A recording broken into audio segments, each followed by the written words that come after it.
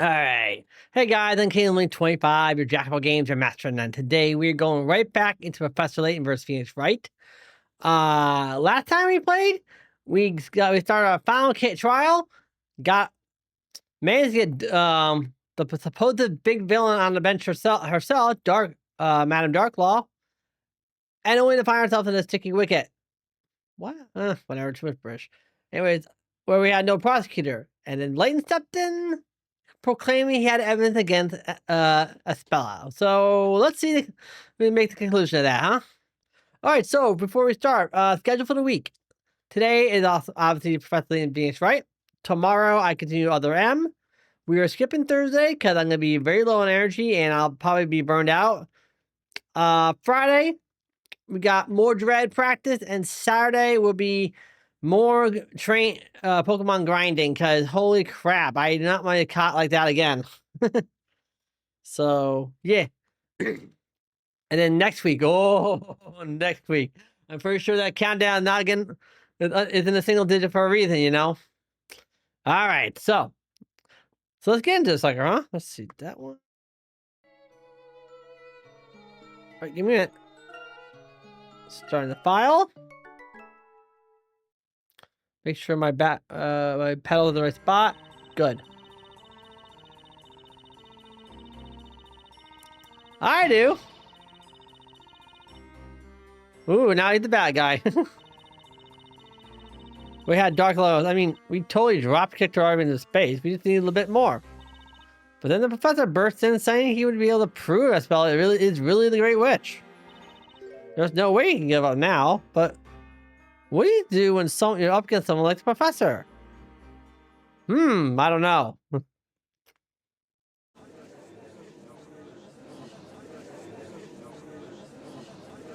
Professor? But what are you doing? I love voice lines. Mr. Wright? Yeah, you were supposed to show up with some decisive evidence and save the day, Professor. I'm afraid my only concern here is the truth. He's on the dot already. The truth? The truth behind the real identity of the Great Witch, Espella Cantabella. Yep. If seeking the truth requires us to stand on opposite sides of the courtroom, then so be it. Ah, he understands what this role for real. I expect you to defend Miss Cantabella with everything you've got, Mr. Wright. Now there it is. Court is now back in session. Are you prepared, High Inquisitor? So long as I remain on the witness stand, I am no longer High Inquisitor.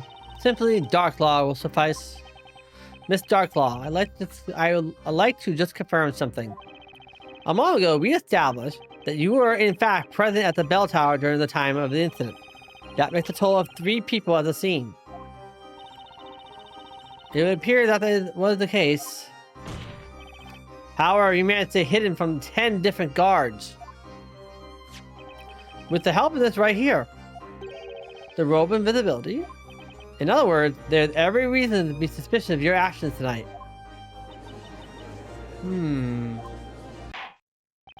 Delayed Darklaw, why I cannot believe you would deceive us in such a way. I ask you, tell the court what happened at the time of the incident. Very well. Alright, what you got for us? What happened tonight? The town square was to be the parade's final stop. I patrolled the perimeter to ensure nothing was amiss. As I passed the bell tower, a pair of small footprints leading inside caught my eye. I would like to press on that. I went to investigate. I have my own reason to not allow any one of these vigilantes to see me. Press that too. I climbed the stairs up the bell tower and saw an intruder inside with a back turn. I proceeded to apprehend them. I'll press that third one too. You apprehended the intruder? While I hope it's the possession of High Inquisitor, there are often times when I must partake in various secret tasks, unbeknownst to the citizens of Labyrinthia. One of those tasks is ensuring the security of the storyteller. Security? As such, there's nothing odd nor suspicious about my actions tonight. I'm a little sus on the statement 2, 3, and 4 though.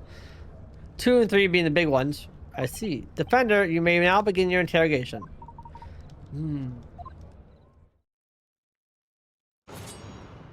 This is interesting. And this is where the verses come from. What happened tonight? Whatever. This is the first one. Press. Hold it! Those must have been Miss Kira's footprints from when she snuck up into the bell tower, right? Indeed, the ground outside was quite muddy after the rain, so her footprints were easily visible. Right, according to the vigilantes for testimony,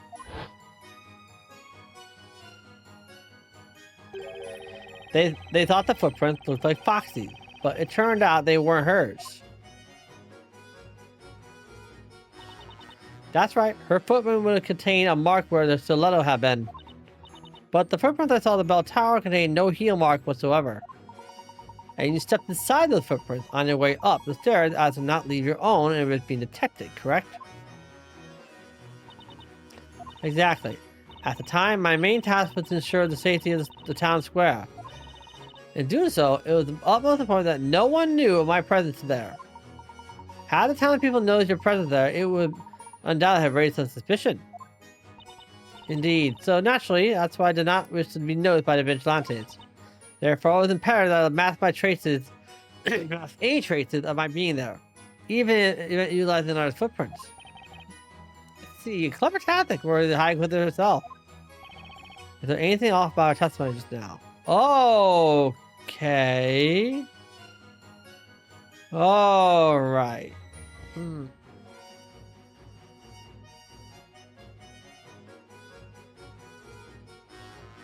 That's a tough one. No, I think I do this. I'm going to say no. I can't let the catch me off guard. If I'm going to press an issue, I better be sure what I'm talking about. A wise decision, Mr. Wright. Boy, Nick, I can totally read you like a book. Okay, seriously, is my face that easy to read with Edward the Psychic? Alright, statement 3. I have my own reason for not allowing any one of those vigilantes to see me. Hold it! And what were those reasons? They were related to protecting the storyteller. It was something I was to carry out at that particular time. Did it perhaps have something to do with what was already decided upon in the story? The storyteller's word is absolute. Therefore, ain't all... What? And all those who make an attempt to alter his will must be dealt with immediately. Hang on. Oh, I got a hit already. Excuse me, Miss Kira.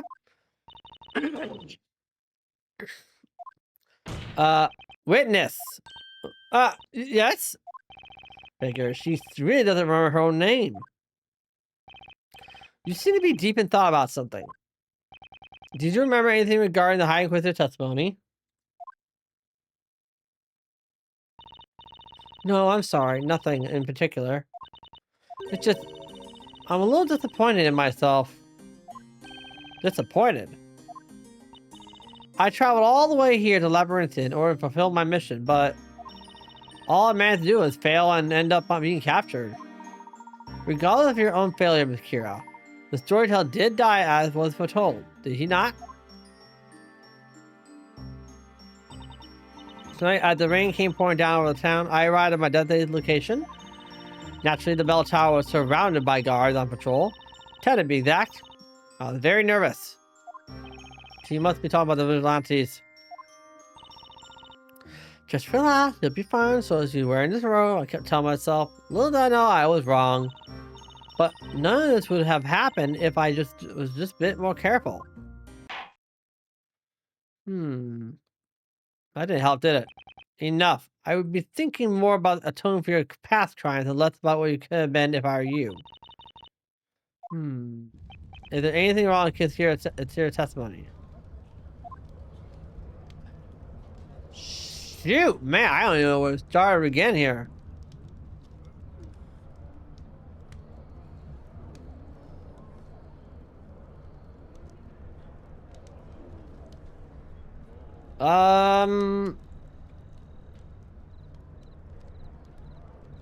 I don't know where to start here.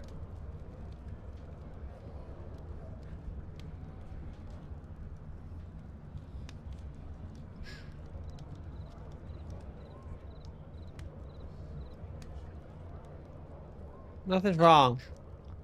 Something still feels off here. No, it looks like this kid is one-way road for nowhere. All right, no further question, Your Honor.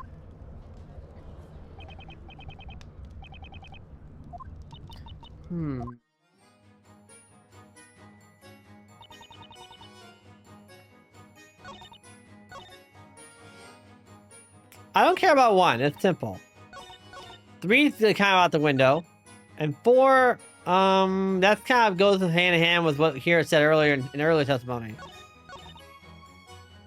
This, however, is pushing me. It's another bit of information about the footprints. Hold it! So I'm gonna go back to it.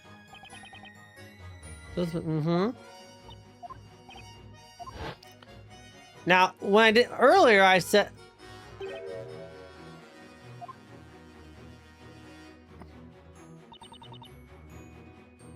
I'm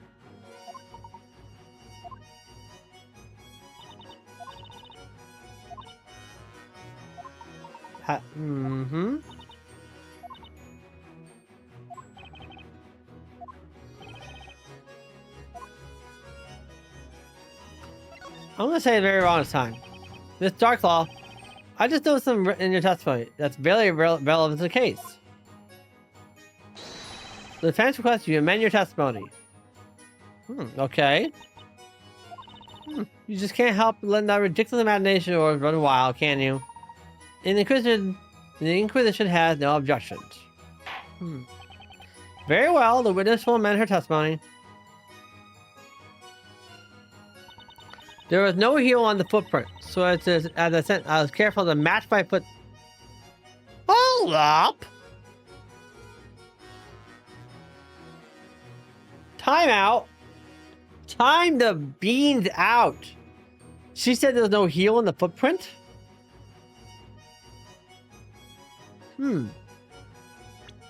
That's interesting. Where's my footprint sketch? Details. So, this goes counter what I see here. There was a heel. If she is trying to match them, that means she had to put her foot down. Well, very literally, actually. So, I'm going to present. Objection! Yes. What I hear is a sketch of the footprints left at the bell tower. So tell me, Darklaw, are these your footprints in the sketch? It appears so. I would never mean to offend the hard work of Labyrinth's vigilantes, but tonight's task was mine and mine alone. Okay. Okay, but when you put it that way, I can't help but notice a contradiction. What did you say? Miss Darklaw, you stated the following. When you climbed the stairs, the footprints had no heel, so you tried to match your footsteps to them as far as possible. However, if you look at the actual footprints that were left behind, you can clearly see that not only is there a heel present, but so is the entire foot. If you're trying so hard to step on the footprints already there, then the footprints in this case shouldn't have a heel mark. That is very true, although I do not think such a small deal is of much importance in the long run. I agree, it's a small detail, Your Honor, but that's not all I noticed. There was something very telling about Miss Darklaw's testimony. Telling, you say? She stated that she stepped onto the footprints that were already at the scene in order to disguise her presence. Now, there's something strange there. Specifically, why were these footprints left at the crime scene in the first place? Objection. Oh. Mr. Wright. Yes, Professor? Tell me, can you show the court why the seemingly minor detail is odd? I can't exactly do that at the moment. Who can say whether or not these footprints are indeed worthy of concern? Oh, he's doing exactly what he's supposed to do. And if it is an issue, then what exactly are the implications? That, above all, is what you must answer, Mr. Wright. I do not believe you can assert that this is a blatant contradiction at this time. There he goes again, flexing that amazing brain of his.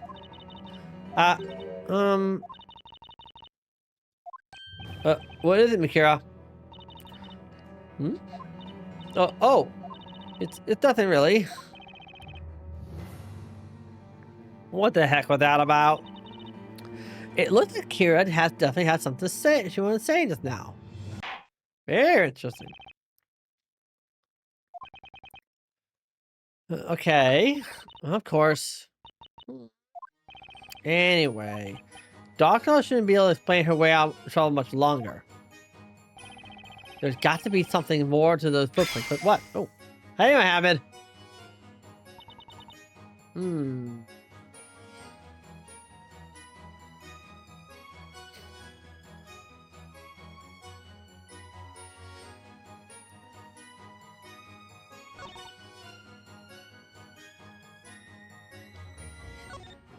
Okay, that's bad. How are you doing today? I'm doing okay. A little tired. We have a major issue.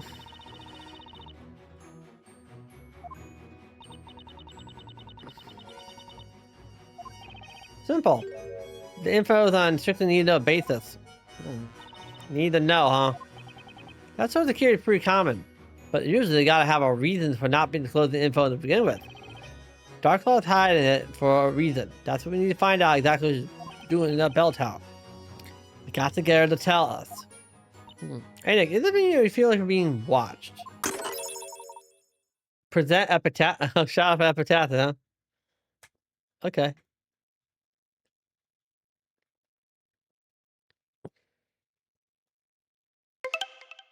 Skyrim? Oh, okay.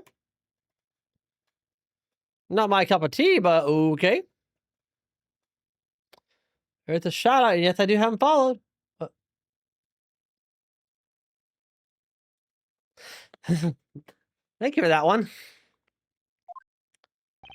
Yeah, tell me about it. I wonder what's up with the professor. Something must have happened. There's no way he turned on us like this. Professor has been very quiet so far.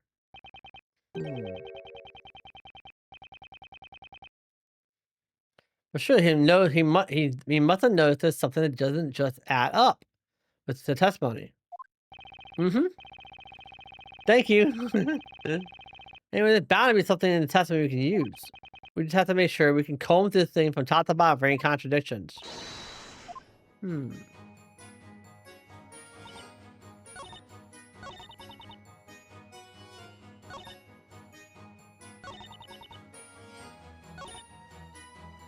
Her own reasons for not letting the vigilante see her, huh? This feels like it might have more implications if now that I've revealed the whole foot stuff, the foot thing.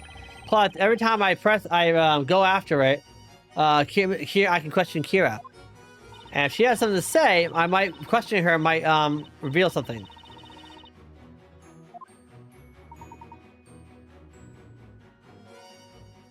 This is hard to decipher.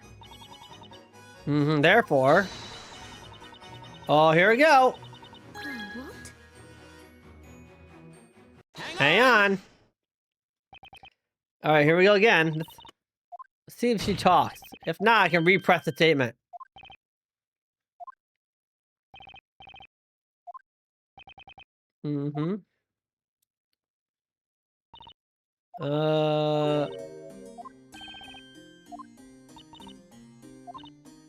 Yeah, this is the same thing as before.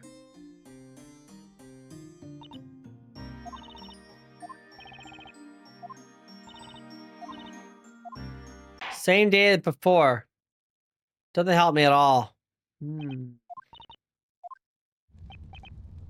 there anything wrong with Kira's testimony? Odd. We didn't try this. We didn't try this last time. Hold on one second. About your testimony with Kira. You were thinking that to yourself, so long as you had your robe on, you'd be fine. Yeah, that's right. I was. So basically, you were wearing the robe the whole time you were at the top of the top floor of the tower, right? Yes, I had it on the entire time. That is until I was attacked. Then my robe was ripped off by the wind. Miss Kira, this is the first time we've heard any mention of this information. Oh, I see it. Is that so? I think I must have just forgotten. Your Honor, perhaps we should update this piece of evidence in the court record. Right you are. Okay, invisibility robe worn by Kira when she was attacked. Visible only to Elwood Road's residents. Wait a minute. Lady Darklaw, please continue your testimony.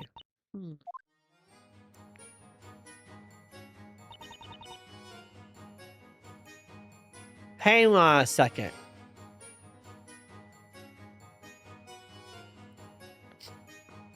You know, I just thought of something interesting. Darklaw should not... We know who Darklaw is, right? The thing is... This robe is only visible to the Eldritch Woods. So, new question. How in the world does Darklaw able to see this? When she see Kira when she was attacked? She should not have, unless something's funky here. Aye? So... Objection, right there. That was deductions. The person you saw when you entered the bell tower after Miss Kira. The only problem with that is that it would have been impossible.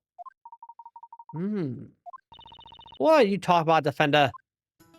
Miss Kira, or shall I say the witness, stated that while she was waiting on the upper floor of the tower, she was wearing her invisibility robe. Therefore, there's no way Darklaw would have been able to see the witness. You're quite right. Anyone wearing this robe becomes invisible. Well, aside from right now, but it's soaked and covered in flour. Right, but there's just one particular group that can see anyone dressed in the robe. And who is that exactly? Only residents of the Eldritch Woods are able to see the robe. If you're from Eldritch Wood, then you have absolutely no problem seeing this thing. Objection. Uh-oh. So, what you're saying, Mr. Wright, is that Miss Darklaw here actually hailed from the Eldritch Wood. Is that correct? And that she knew this girl prior to the night. That's right, Professor. What? What is this?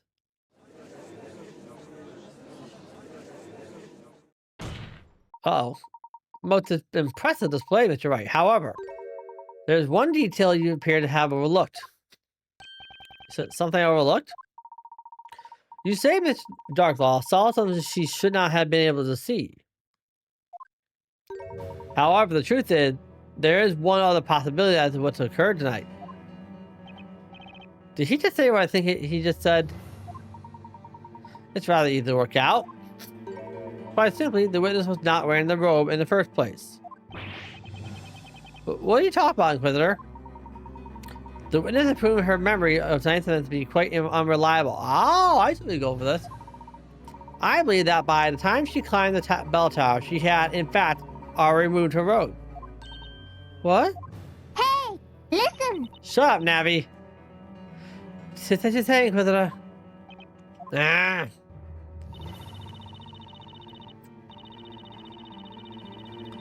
That's sneaky. That's real sneaky of him.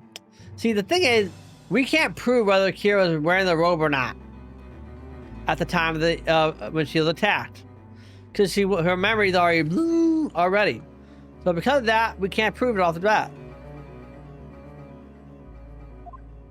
Your little witness here has been lying to the court the whole time. It's as simple as that. That's enough. Miss Kira? Lady Darklaw, how could you?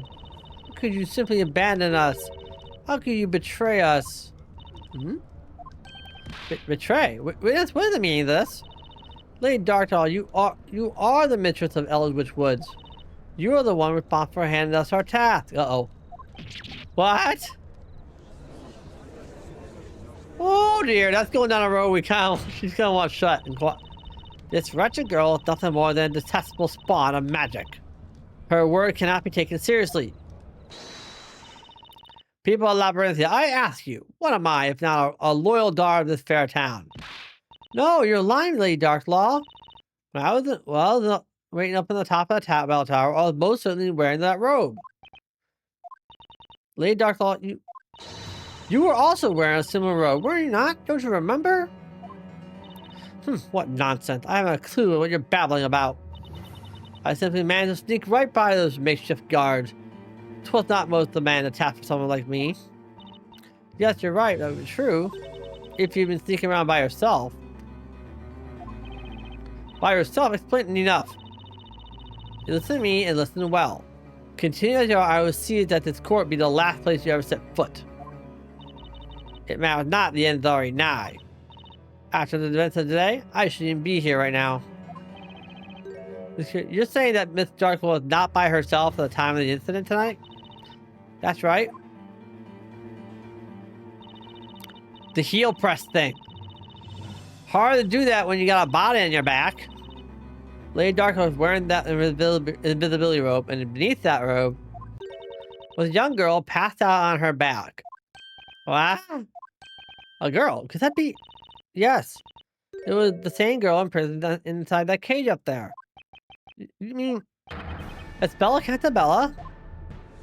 Oh, what a blender.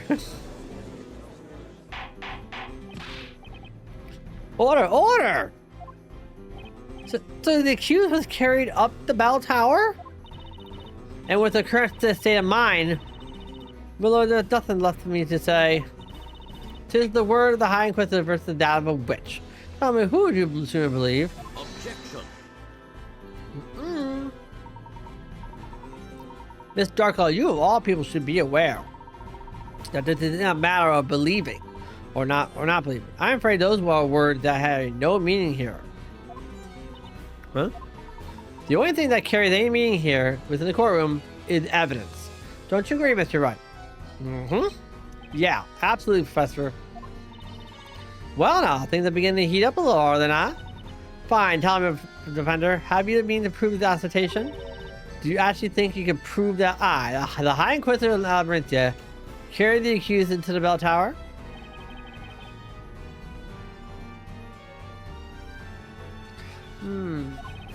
From the looks of it, Miss Kira was supposed to keep quiet about Darklaw's little secret. But she couldn't deal with all of Darklaw's denial and finally found the guts to chime in. You can't let Kira's effort go to waste. I don't care what stands in my way. I'm going to find the truth.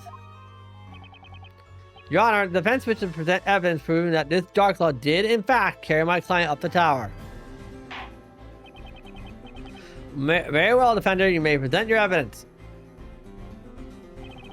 Show us the evidence that proves that Lady Darklaw carried the accused up the bell tower. Alright, so... First things first, pointless.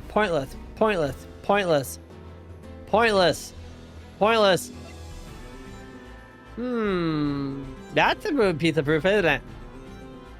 Like that. There was something in your testimony just now that I'm not buying. And that's the footprints that were left at the bell tower. Did I not just finish admitting those were my footprints? Miss Darklaw, you stated the following. There was no heel on the footprints, so as I ascended the stairs, I was careful to match my footprints to them as far as possible. However, the reality is, the footprint pictures actually do contain a heel. That means something must have prevented you from being able to tiptoe along the footprints that were already there. Prevented? You mean... That's right, Your Honor. Miss Darklaw, when you climbed up the bell tower tonight, trying to get my foot cushion here, you must have been carrying Miss Cantabella on your back. Is that correct? If you remember, it rained quite heavily tonight. That means the stairs must have been quite slippery. With your two hands occupied by carrying the client, there would be no safe way for you to tiptoe up the stairs without falling. Yeah, that's one fan's plan I wouldn't want to do. That right there is the truth behind the footprints on the staircase.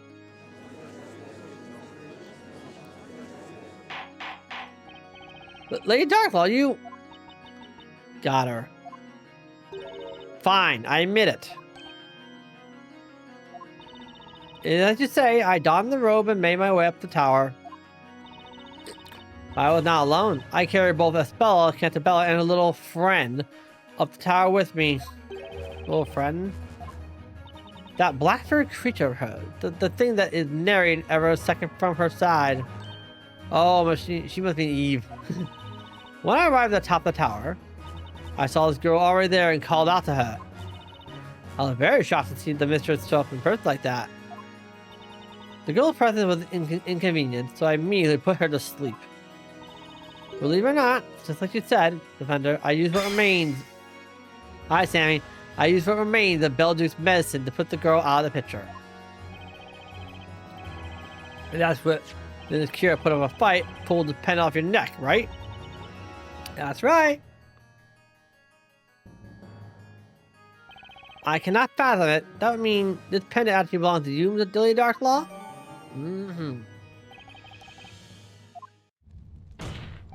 I just have one question, Darklaw. Why? Why take a spell up the bell tower? Why render her unconscious? And why go through the trouble of sneaking past the guards? What exactly is your aim in all this? I am in no way obliged to answer that question, Defender. What? What makes you say that? Simple. None of it has any relevance to the case at hand, that's why. Objection! Miss Darklaw, you rendered the witness unconscious and locked her up at the top of the bell tower. I say that is more than a little irrelevant. Objection. Uh-oh. Your Honor, if I may, the Inquisition believes the defense question to be irrelevant to the current case. But, Professor? What are you saying? It was seen the defense has forgotten a very important point. Namely, the point in this, Mr. Wright. The point? The aim of the trial was to find the identity of the Great Witch Padella. Whether or not Miss Darklaw locked it at the top of the bell tower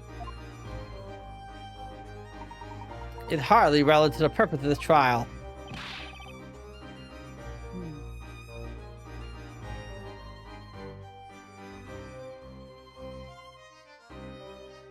But there is one thing that is very clear. Neither Miss Darklaw nor the Witch could possibly be Padella. What? If either one of the two were Padella, then there'd be no need for them to have used this robe of invisibility. They cannot use any magic. Therefore, it is inconceivable that either of them could be the Great Witch. A rather straightforward argument if there ever was one. At the time of the incident, there were 3 people present. Of these 3, 2 used the robe of invisibility to vanish from sight, leaving only one person. Indeed, Miss Cantabella. With this in mind, the larger question is, who is Padella? Is that not obvious? The accused, Espella Cantabella, is the only possible answer. Besides, the accused's voice was heard by all the townspeople chanting the spell Grandworm. Objection! But not so fast. I happen to think these witnesses are extremely relevant to the case, the trial. Did you forget Miss Kira? She supposedly took a one-way trip into that pit of fire over there. Yet here she is, in one piece, testifying that she returned in order to kill the ruler of Labyrinthia, the storyteller. Then there's Miss Darklaw, who rendered the defendant unconscious and proceeded to transport her up the bell tower. I say there's more than enough reason to investigate who these two really are. Only to discover they are not, in fact, the Great Witch Padella. I'm saying there's a possibility these two are somehow related to Padella. The court will now announce its thoughts on the matter. I must say, what Inquisitor Layton has stated certainly does ring true. However, Lady Darklaw, I have one question I must ask you. What exactly were you hoping to accomplish here tonight?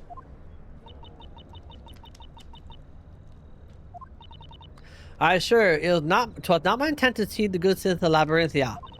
However, I must now reveal the truth to you all. What? Huh. You know, kind of looks like the cat sitting on her head, or on her shoulders, or her head ought to be. You don't think Lady Darklaw believe the witches, do you? She can't be. She was the one that saw that our witch's demise. To that our witch's demise. Layton, are you saying that you're... That's right, my lord. I am a shade. A shade? Lady Darklaw, will you please tell the court exactly what you mean by when you say shade? Of course. We're standing behind this bench. I will tell you all I can. What the heck is she trying to pull? Why testify about something that could potentially undermine your credibility?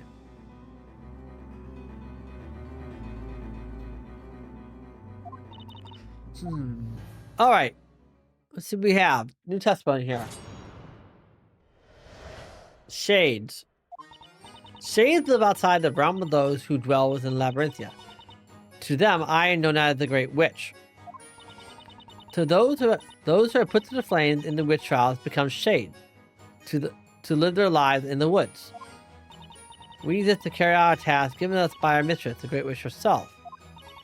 I am not a witch, nor am I a wandering spirit.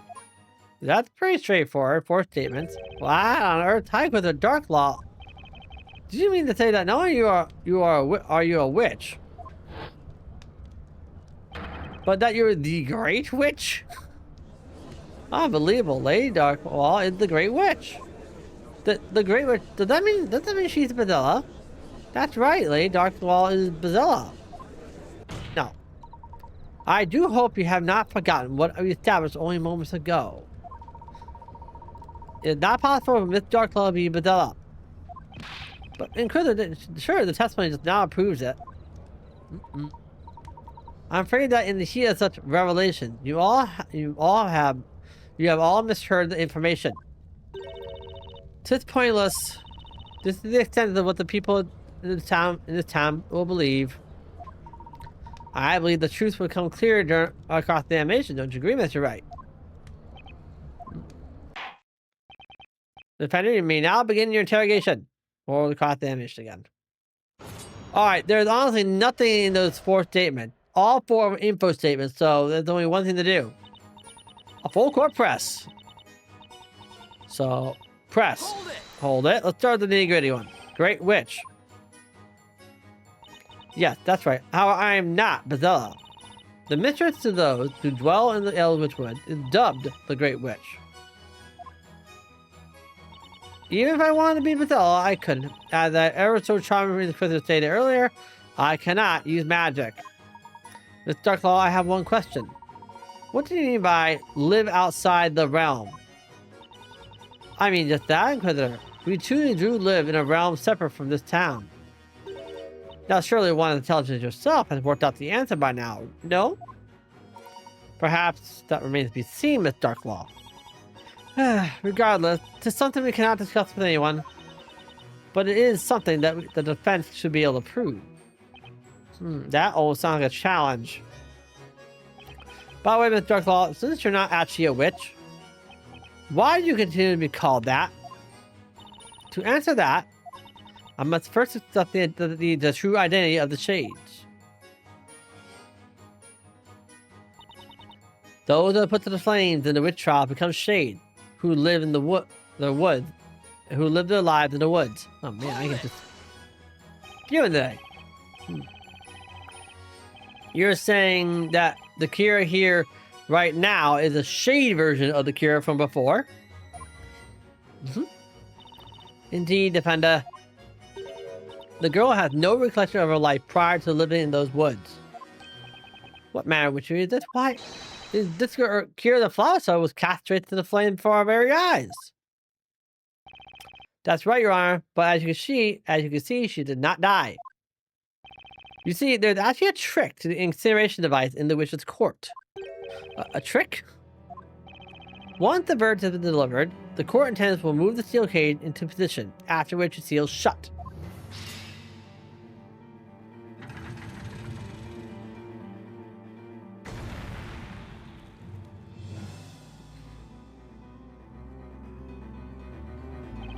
Then the cage is dropped down into a pit of fire.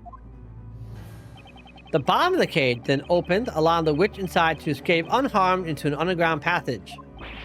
If what you're saying is true, Defender, then What is this town's witch burning history? What has been the purpose of all this? You and the knights have indeed been ridding Labyrinthia of witches. However, ne'er a single life had been taken in the process. That is the reality. In other words, all the witch burning has been for naught. but you cannot truly expect me to believe such a ridiculous notion. Your Honor, it's true. Take a hard look. It doesn't get any more alive than this. It's you. Finally, I am May. Wait, I am May? You mean Maya Fey? What? Well, it's actually Maya Fey, your forgetfulness. What the heck are you doing? Everyone's gonna recognize you. Yeah, but the scenes believe it. Now they have to believe you. Do you see? Are you satisfied? All those found guilty in the witch trial lose their names, magic, and memory. They are then sent to spend their lives as shades in the Eldritch Woods, and the mistress of the shades of the Great Witch. As you can see, this girl too has become a shade. I have no more words to express my utter disbelief at this situation. That's enough. Shall we return to testimony? Why do I have the feeling things are gonna get a lot worse?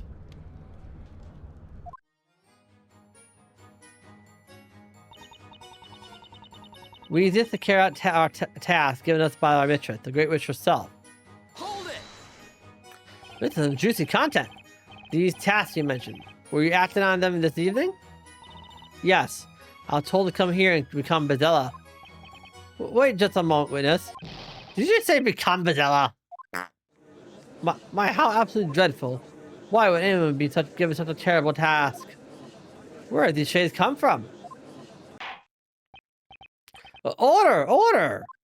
I'm sorry, I don't know why I was given such a task. All I can do is just follow the order that I'm given. If I can't do that, then I can return. What do you mean you can return? Such is the nature of the shades. Neither human nor witch. There's a distance spent in the shadows. Each of the shades is given a specific task. Then, upon successfully completing such tasks, they are allowed to return to Labyrinthia as brand new people.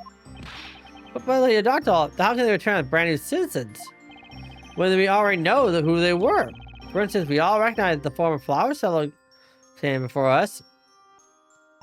Now that, my lord, remains a secret, but a secret you'll come to understand it sooner rather than later. Simply baffling. The one who gives us our task is the Great Witch. That'll be you, Lady Darklaw. I mean, oh, magnificent one. While the explanation is wrought with much I can't comprehend, I request the minutes added to the testimony. Okay. Lady Darklaw was our venerable mistress. She assigned us our task. She was a Great Witch. Hold it! Doesn't get much plainer than that, huh? So about these tasks, can you give me our examples? A shade task must never be discussed with others, no matter what. She said that even though she was just finished telling us about her secret task. Incidentally, do you remember perhaps when you arrived back in town to carry out your orders? Well, not really. My memory is still a little fuzzy. Say, didn't Kira only just recently become one of these shade thingies? Still, I failed my task tonight. Come think of it, when Luke and I had a little run-in with Kira, I remember being blown clear across the marketplace, but I never saw any explosions of the gunpowder. Maybe Kira was given a task of blowing you to smithereens, Nick? And we're done. Get back to testimony. I'm sure there's something up here that just doesn't add up.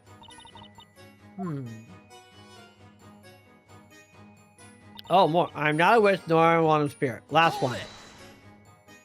You really don't have any recollection of your old flower selling self, do you? I don't. When a witch becomes a shade, they lose all memory of their past life. They lose their memory, but why? And yet you still have some grasp of the concept of magic. You not witness. Let me spell it off for you. Magic does not exist in the Eldritch Woods. Oh, but there are actually lots of things back in the forest that I've not seen in this town.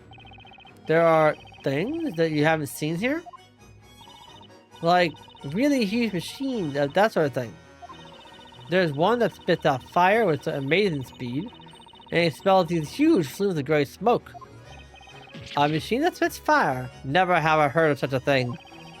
Are you certain these machines of which you speak are not simply magic?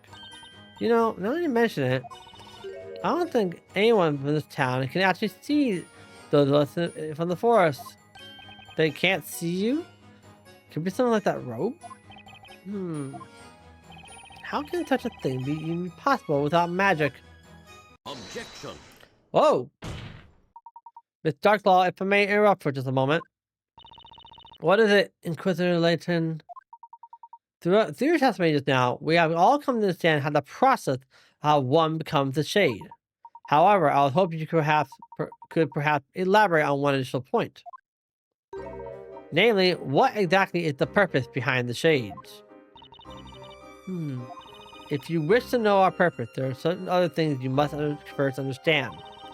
Once you've done that, the answer should be quite clear. Isn't that right, Defender? The purpose behind the shades? Rest assured, you will not get the answer from me. As the saying goes, the witch is in your court, Defender.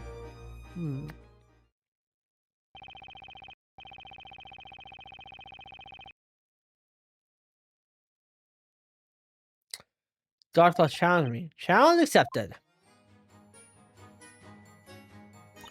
There is but one true purpose for the shades that dwell within Elwich Woods. Press it. Miss Darklaw, what is the purpose? As mistress of these shades, I cannot disclose the purpose of their existence.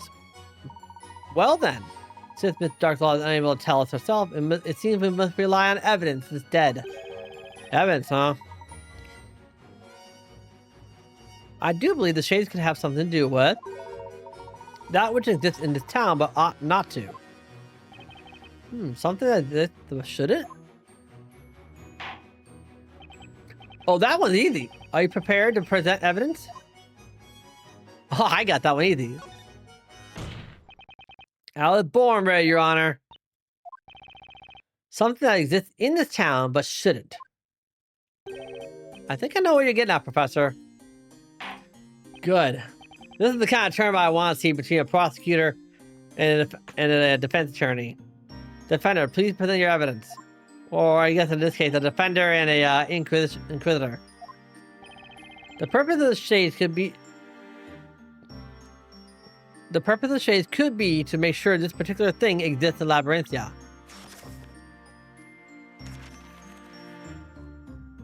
Take that. Magic! That's it. Why does magic have such weird rules? Something that doesn't exist? I have a feeling no one's going to like the answer I'm about to give. You know, probably end up shaking this town to its core. But I got to tell them. The truth has to come out. Since I arrived here in Labyrinthia, there has been no shortage of really strange events. Ignite, Demir, Goldor, and now Grand Worm. The mere command of magic itself is in itself a crime, is it not? In this town, witches are arrested and made to participate in witch trials. They are then sent to the death by fire. But none of these witches actually died. That supposed death by fire wasn't real. And neither is magic. It doesn't really exist. What are you saying, Defender? The Eldritch Woods apparently contain some rather large machines, unlike anything that exists within Labyrinthia. Machines that emit fire and produce large flumes of smoke. To top it off, the citizens of Labyrinthia are not able to see said machines. It sounds like nothing more than magic. Yes, that's exactly it, Your Honor. Miss Darklaw.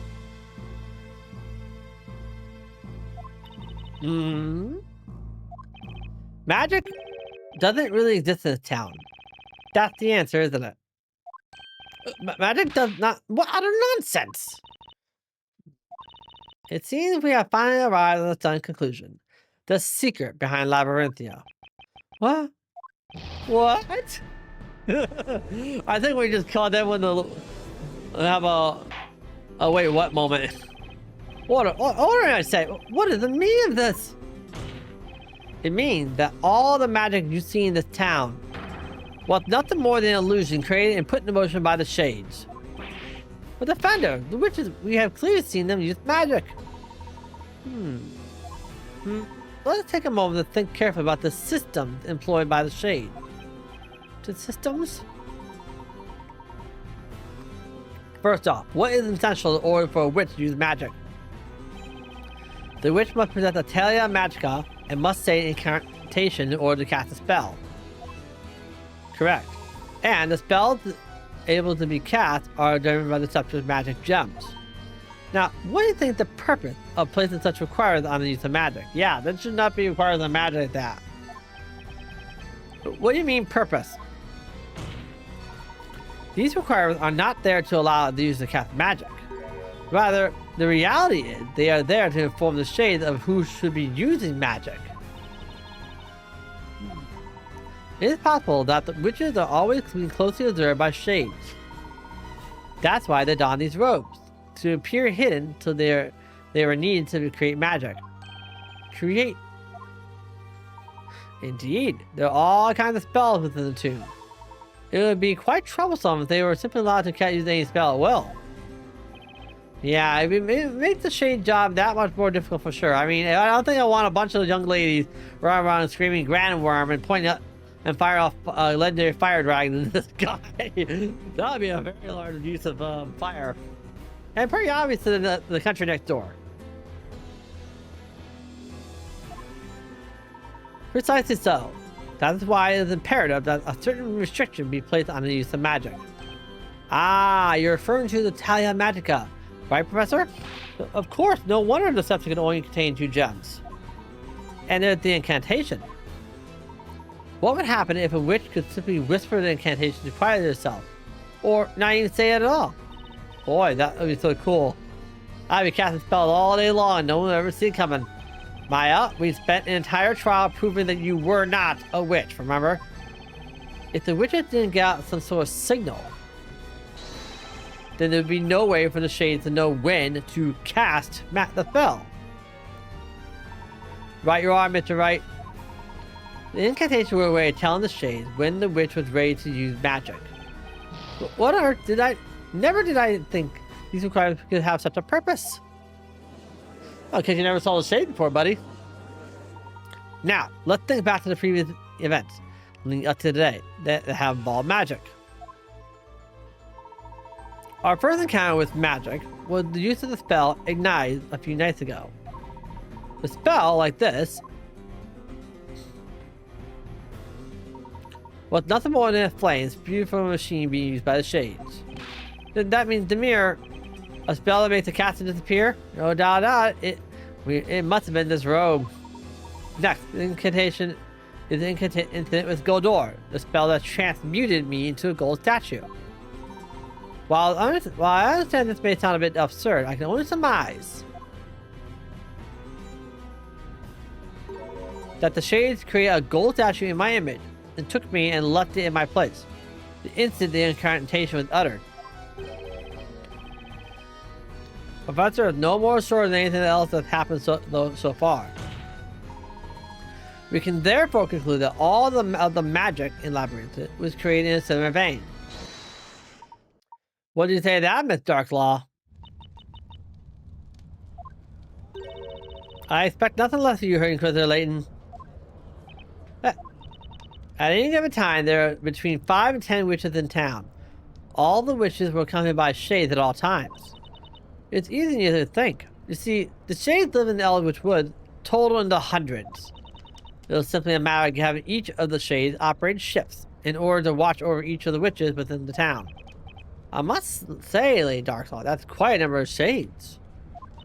So it's not only those who fell victim to the flames that were turned into shades, but the victims too were made permanent residents of Eldritch Woods. Robbers and mugs. Then those 2 shady thieves from before turned into shades? Yes, you mean robbers and mugs. Despite their dubious appearance, Those two are a couple of my best shades. Shade 13 turn the shade. This stuff writes itself. Well, there's no storyteller writing it. I cannot believe what I've heard. However, there's still one thing I do not understand just yet. And what would that be? As we had just been explained, we have established that there's no possibility of magic being real. But replacing me with a gold statue to give the illusion of transportation, for example. While it sounds simple enough, I myself, in pursuit of Ultimus Fae, have no recollection of this replacement actually taking place. Hey, that's right, the professor got it. All blingy blingy before I even could bat an eye. It begs the question, how and when was the statue created, let alone used to replace me? That is true. The same goes for Godor. It's supposed to create a portal between two green-colored walls. Perhaps that is exactly why the spell can only work on green walls, Mr. Wright. Still, it would be impossible for the shade to get these portals ready so fast. That's true as well. I agree. If we take a moment to think, we can see that all of these spells have one strange thing in common. A thing in common? Yes, indeed. I forgot to put it in the tangent. No, it's our turn. All of that, some time between the incident start and end of the incident was unaccounted for. And furthermore, any memory I might have had regarding the incident seems to have simply disappeared in the process. I got it, Nick. It's just like what happened to Kira. She got absolutely no memory of her life in Labyrinthia before the trial, right? Yes, I do not remember this Kira you speak of. And, oh yeah, when you really think about it, doesn't it seem super weird how the Shades are able to return to town if they complete their task? You're right, Maya. I mean, the townsfolk are bound to remember some things about them, right? Like how Miss Kira is here through a major hissy fit in court and is barbecued for being a witch. Elegantly put, Mr. Wright. Hence, we cannot yet conclude that the entire illusion was primarily accomplished through the use of machinery. Simply put, there must have been some way affecting the memories of all those within the confines of the town. Missing time and lost memories. Now that is interesting, Inquisitor. You're correct, there is in fact a secret that lies within the depths of Eldritch Woods. Something that the people of this town cannot see. Something that can rob people of their time and memories. 'Tis the very thing that can connect all what you have heard tonight. 'Tis a secret of monumental proportions. And let me guess. 'Tis a secret that cannot be revealed by the mistress of Eldritch Wood. Is that right? Yes, an excellent deduction, Defender.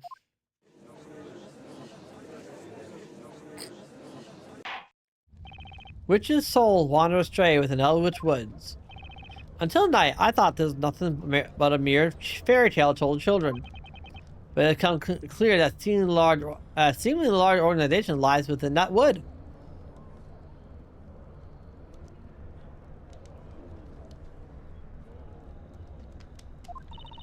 Tis Witch's Court is the border between this world and the other world. Wow, that sounds so dark. Then that means in this world, you're Labyrinth's High Inquisitor, while also being the mistress to the Shades of the other one. Otherwise known as the Great Witch. May I intervene for a moment, Mr. Wright? Sure. In all honesty, there's still something that sticks out as a little odd. Particularly in Miss Darklaw's previous testimony. Did you say the previous testimony? I've already put that out of my head. There was one vital truth that we managed to take away from that testimony. Man, Professor's on the ball. I mean, that magic truly does not truly exist in Labyrinthia? Indeed, quite the violent, albeit shocking truth. However, there is one more truth hidden within that same testimony. There's something else in there? I just have to check the court record more times than I can count, but I didn't find a single other contradiction. Have you forgotten already, Mr. Wright? When there's no evidence left, we have but one more weapon at our disposal which to uncover the truth. Oh, hey, Nick, I got it, Nick. Remember, in a witch trial, you can cross-examine 2 witnesses at the same time. Hey, that's right, I completely forgot. Being able to have a look at 2 testimonies side by side bound to turn up a contradiction somewhere. And that contradiction should provide us with a much-needed clue. I'm not entirely sure where the press is going with it, but I believe in the judgment. Besides, if we're going to blow this case wide open, it's gotta be worth a shot. Very well, we're now taking a close look at Lady Darkdoll's previous testimony. This is it. The previous testimony. There's a glaring contradiction between this piece and the other. Ready yourself, Mr. Wright. Okay, so shades live outside the realm of those who dwell with Labyrinth. To them, I am known as the Great Witch.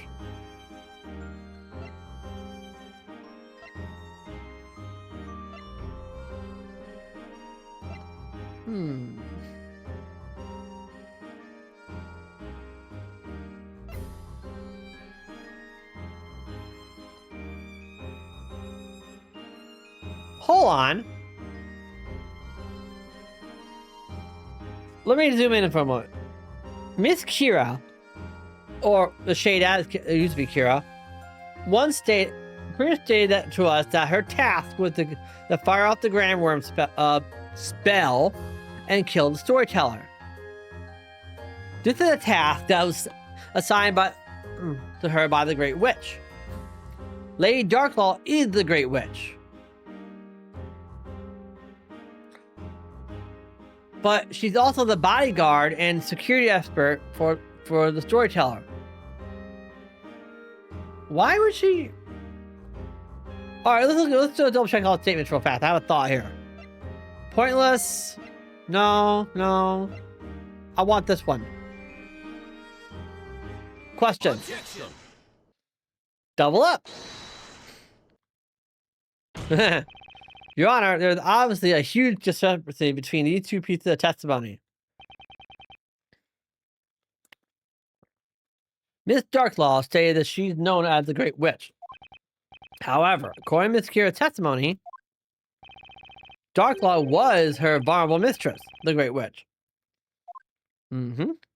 Was. Oh, I miss? That is correct. She was the Great Witch. Note Miss Kira's use of the past tense. Past tense. I'm afraid my grammar is not quite what it used to be. But yeah, that's what you mean. It's simple. Miss Darklaw was Mistress to the Shade. Or as they also call her, the Great Witch. Therefore, she is no longer the Great Witch. She's not the Great Witch? Goodness, is this true? Huh? As I just have heard, my lord. I relinquish my position as Great Witch in order to fulfill the objective of this task. What would that objective be again? That would be the assassination of the storyteller, Your Honor. Witness, at the beginning of this trial, you stated that you came to the town in order to complete your task, didn't you? What's more, you said that you were going to summon the fire dragon to do it. Now, this task, it wasn't Miss Darklaw here that gave it to you, was it? No, it wasn't. So then, the most pressing question is, who was it that gave you that task? Who told you to come here to Labyrinthia and kill the storyteller? I cannot tell you, no matter what. Alright, so Darklaw isn't the Great Witch anymore. Which must mean that the mastermind behind this entire thing is... it seems the defense has worked it out as well. Mr. Wright, you know who really gave Miss Kira her task tonight, do you not? Who?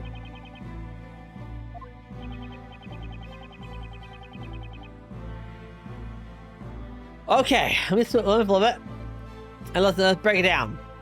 So let's just leave it the obvious problem. So it's not Darklaw, we just stated. Kira cannot give herself a job. It wasn't validity, unless you lose cats don't talk, and we want to get a spell out of that mess. So, oh, what the bees? We know the man's alive and all, but this is kind of funny, isn't it? Take Take that. The storyteller. We're talking about someone with the authority and power to replace the Great Witch. Someone who calls the shots. I can't think of anyone else that meets those criteria except the storyteller himself. Preposterous. That would mean... Exactly, Your Honor. It means that the storyteller gave his final task to cure himself. He was, in short, responsible for his own assassination. What? Great googly and moogly.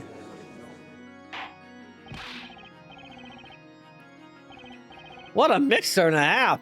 I still had the secret story to do. Order in court. What purpose? Why were we planning his own assassination? That I cannot say, Your Honor.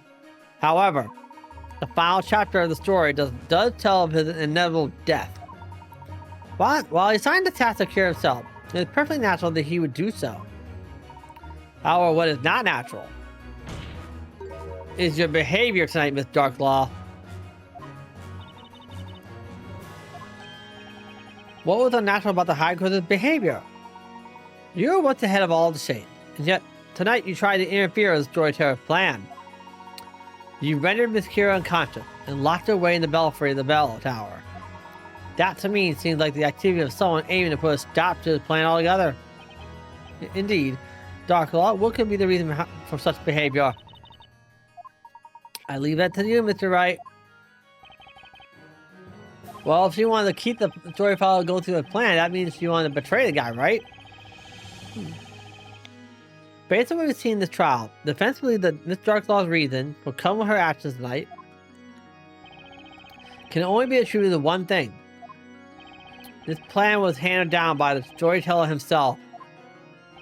And Miss Darklaw was definitely aiming to prevention it, but why?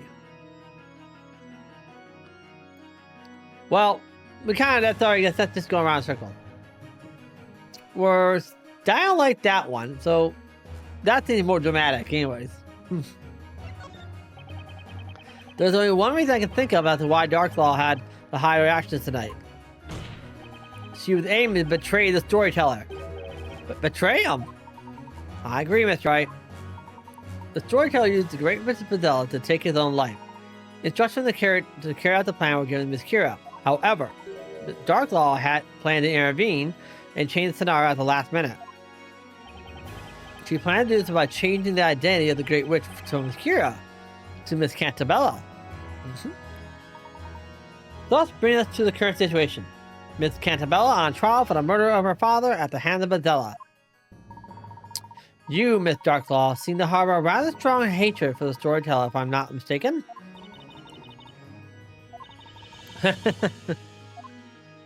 Hatred, you say? Yes, I suppose you can call it that.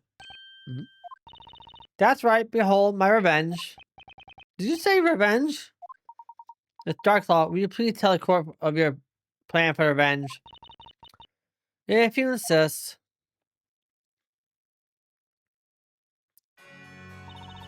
The High Inquisitor, and also the Great Witch. Long have I donned these two masks. One as Labyrinth Protector, the other is Harbinger of Destruction.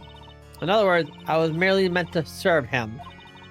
And yet, he sought to selfishly pen the ending of the story on his own terms. He did not care enough about me or any of the townspeople to allow the dignity of deciding our own fate. Indeed, what we witnessed tonight was the cowardly act of a man looking for an easy way to end that which he cannot properly finish. He cared for no one but himself, hence his sudden sham of an ending. And for that, I will never forgive him. What do you mean by sham of an ending? The Great Witch Padella is to summon a dragon of fire and end the life of the creator. She will then be put on trial and judged, thus heralding a period of peace and prosperity for all Labyrinthia. Such is the ending written for this town and its people. It's not an ending I oppose in principle. Who would not wish a happy ending for their own people? However, the problem lies in Padella's identity. Her identity? As you know, he assigned the role of the Great Witch to this girl beside me. But you're saying that this is a falsehood, is that correct? I knew Bazella's true identity. It's not something I could ever forget. That is why I went to the bell tower. It is why I took to the cues there. I did it to ensure the true witch, foretold in the story, was given the judgment she would do. Whoa. Whoa. Oh, wow. That was Darklaw slamming that, putting her heel down on it for? Because what she just said basically said she wants Espella to die by trial, to die in a sham of a trial. That's horrifying, and Cabalton.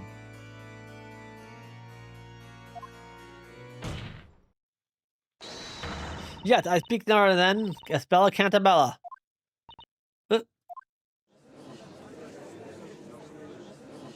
Objection! Yeah, I know. Just Darklaw, there's a glaring contradiction in your statement. And what would that be? It's supposedly common knowledge that Bazella is capable of using all magic. However, that is far from the truth.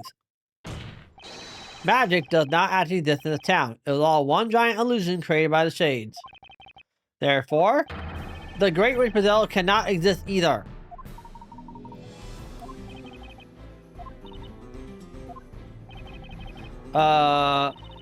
You fool! Defender, you really don't have a clue, do you? Uh-oh. But wait just a minute now. Isn't the defender not correct? If magic does not exist, then it goes without saying that witches do not exist either. And that would include the Great Witch, would it not? That's right. They've been lying to us the whole time. Dastards. Because Badell isn't real. Objection. Uh-oh. Mr. Wright, there is a fundamental mistake in your argument. What do you mean? I have but one simple question. What exactly is Bazella? Huh? Well, or she's supposed to be the head of all witches? Allow me to reward the question. The Great Witch Bazella is the root of all disaster within Labyrinthia. Knowing that, what specific disaster might she have been the root of? That would be... I just thought of something. We've been hearing Bazella's name left and right since we got here, but not once had the real Bazella shown up in person. Indeed, Miss Faye, Bazella herself has been virtually absent from the story thus far. Well, Inquisitor, did she not claim the life of the storyteller tonight? It would appear so, Your Honor. However, there is just one more thing. Consider it. Which particular story is every citizen in Labyrinth most familiar with? Well, that would have to be the legendary fire, right? Precisely. So, surely you're not serious. As the name implies, that is but a mere legend. No one knows for certain if it occurred. So they say, but reality is there are still traces of that terrible fire within the town today. Professor's right. We even seen some of it up close and personal. The Grand Archive? Yeah, the Great Archive. You are indeed correct, Inquisitor. Literally throughout the town, the burnt remnants of a fire most fierce. However, no one can say for certain what transpired back then. You see, not a soul actually saw what actually happened. Let me see if I have this right. There was an entire town full of people, and no one saw what happened? Except for one particular person. What? There is one person who saw everything. Uh-oh. I am speaking of course, the one responsible for the fire itself, the Great Witch Bazella. And he's pointing the finger at Spell again. Yes. Oh, here we go. I remember it, all of it. But Spella, what are you saying? When I close my eyes, I can picture it so vividly. The awful sight of flames engulfing everything they touch. The scorching heat on my skin, the smell of burned cinder all around me. The large flumes of black smoke, the warm tears streaming down my face. I remember it all.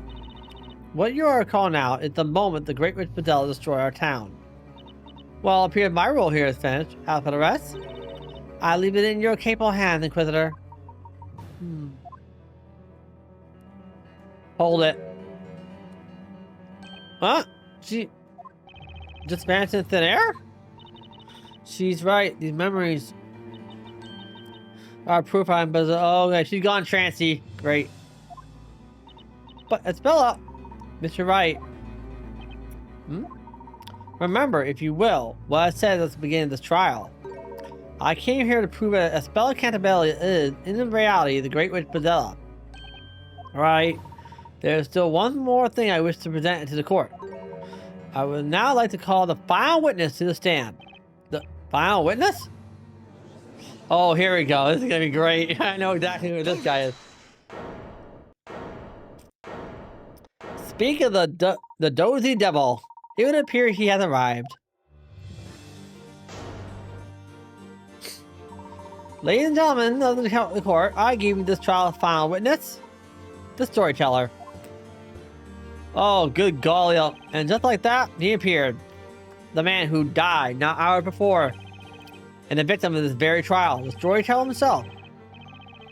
The professor sure shows one heck of a final witness. Morning's drawing closer and closer. How this trial will end is anyone's guess. Alright. That means we have one more segment of the story to go. Right? I'm just losing my mind here. Nope, this is it. We have 1, 2, 3 more pieces of testimony to go. And then we have the epilogue chapters. Yes!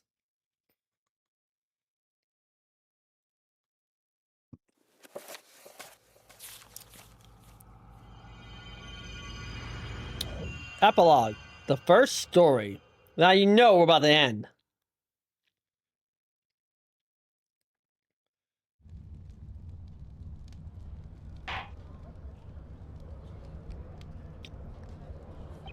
I don't quite know what to say. I am truly shocked to see the storyteller again, alive and well. It was unexpected by me too, as I did not plan to appear before you all again. I was convinced that you all see the last of me at the parade. But this is a trial for your murder, and you are alive. Yeah, see, no one died, so let's just call this whole thing off and never have a trial again. Whoa, Maya, take it easy. We're still in court, remember? But what's the point of this? The storyteller didn't die. Miss Bella would never do anything to harm her dad. Objection.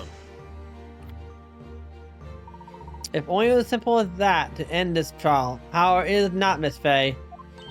But, Professor, search her memory and you will know the reason why. The crime Miss Cantabella is accused of is not just murder. The purpose of the Witch Court is to sentence witches for what they are. Is that right, Mr. Storyteller? I fully intend to expose the true identity of Bedella. And this would not be possible without you, Mr. Storyteller, on the witness stand. I see. And so you assume the role of Inquisitor just to lure me here. Be that it may, the Inquisition still maintains that Espella Cantabella is the Great Witch Bedella. Dad? It has been a long time, Espella. 4 years, in fact. You must have experienced many hardships living among the town folk. This daughter of mine never fits in with the others, no matter how hard she tries. No, it wasn't quite like that. There were people who supported me. Pai was very kind, and the customers who came to our bakery were nice to me. I'm happy to hear that. I wanted to watch over you, ever since you left for the town. But in the end, I failed to do so. I had no idea what was happening to you. I'm very sorry, Espella. Oh, Dad, you don't need to apologize to me for anything. It's me that owes you an apology. I was trying to hurt you. It was my fault, not yours. There was no reason for you to blame yourself. It was different. You just had time for him. Please forgive me. Why did it have to come to this? Mr. Storyteller, it's time to put everything in order now. The townfolk and your daughter deserve to know the truth. The truth about yourself and the story. Yes, I suppose it's time I told you the truth. Your Honor.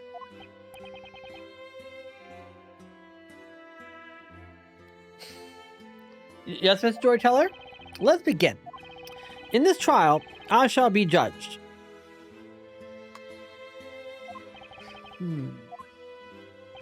Understood. The witness shall testify. People of Labyrinthia who gathered in this court, I will now tell you the true story. May you certainly find it hard to believe and difficult to accept. Nevertheless, I ask you to please lend me an ear and listen with open minds. Espella, my dear daughter, I ask you to do the same too. Here we go. Here it comes, finally, the truth of it all.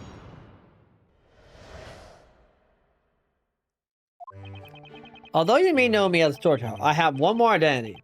I'm the president of Labrenum Ferris? Okay. Another shout out.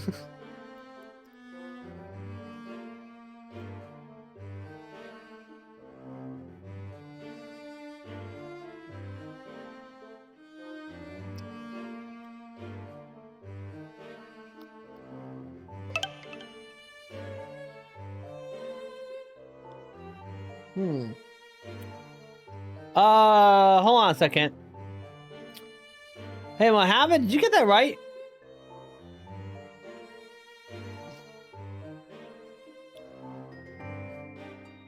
Just don't worry about it. Don't redo the redeem. Just give the new name in the chat right now, okay? You took place in the final shape raid race? Oh. I used to play a lot of Destiny. Interesting. Kind of slowed down after a while, though. Felt like it left behind a lot. Update. Okay, hold on a second. I'll look around myself because I want to make it work right. FARIS _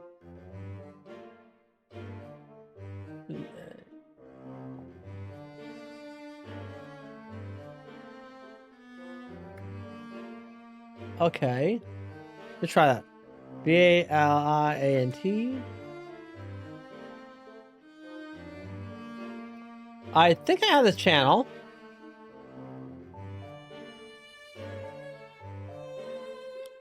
Well, Mo.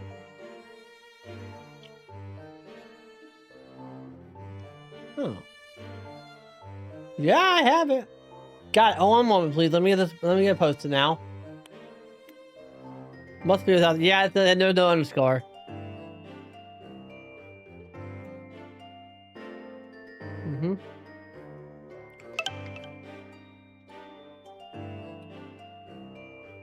There you go. Oh, now that's a game to play. Metroid Prime, huh? Okay, I'm game with that. So go check him out and follow him if you haven't yet, okay? And anyway, let's see here. Has one more identity. I'm the president of Labrellum Incorporated. This whole town is one of Labrellum's research facilities. It may be hard for you to comprehend. This land is rich in a very special substance, which affects everyone who lives here. Alright, Layton Hammond, thanks for stopping by again. Thank you.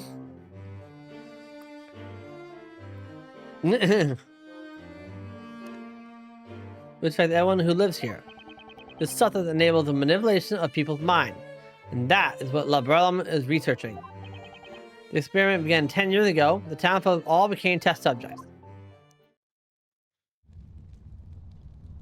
Wow, that went from medieval to corporate in a heartbeat. Why is always corporations that kill a mood, huh? Oh yeah, the corporations. All right, he's the poor guy's wide-eyed. I don't understand. What does it all mean?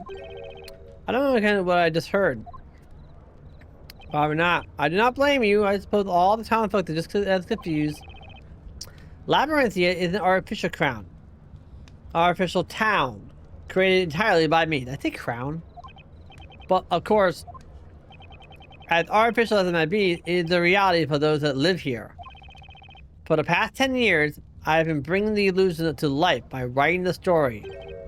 I am lost for words. It feels like the whole world has been turned on its head. The poor guy is just spinning. Your Honor, it is certainly not an easy matter to grasp after this new situation all at once. Regardless, I suggest we hear more of what the witness has to say. Yes, I agree. Let's continue. What if I take half the water out and work? The defense may begin the interrogation. Thank you, Your Honor.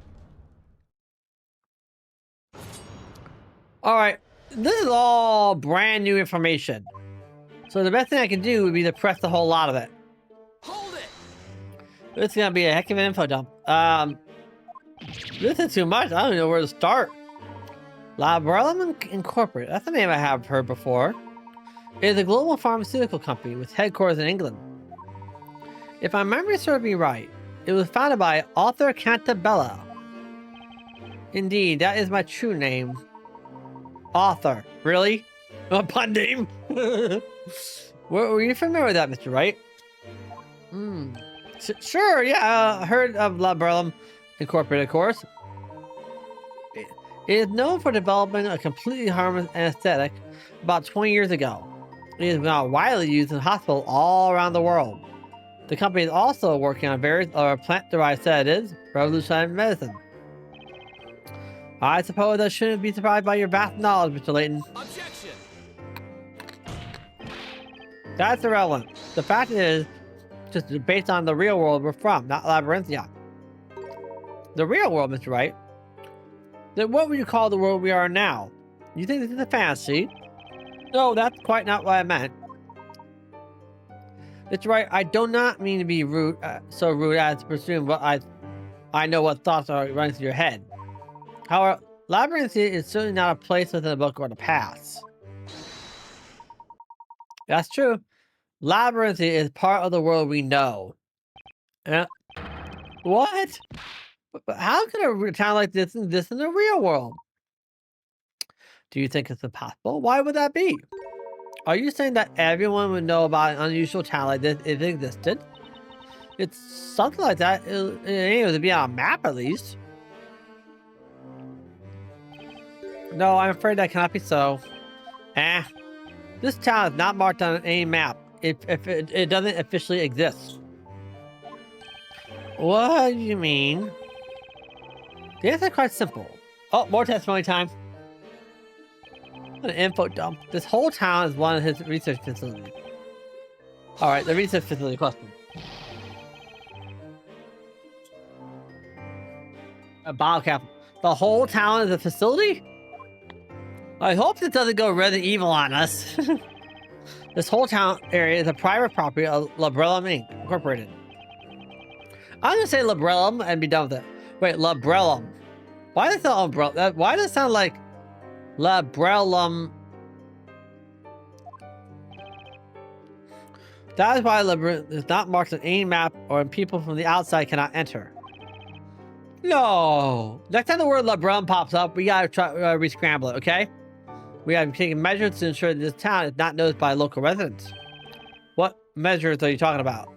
Considering the fact that magic is supposed to exist in this town, perhaps special mechanisms that were used to create magic also serve to conceal Labyrinthia. There are limits to what magic the shades are capable of producing on their own, after all.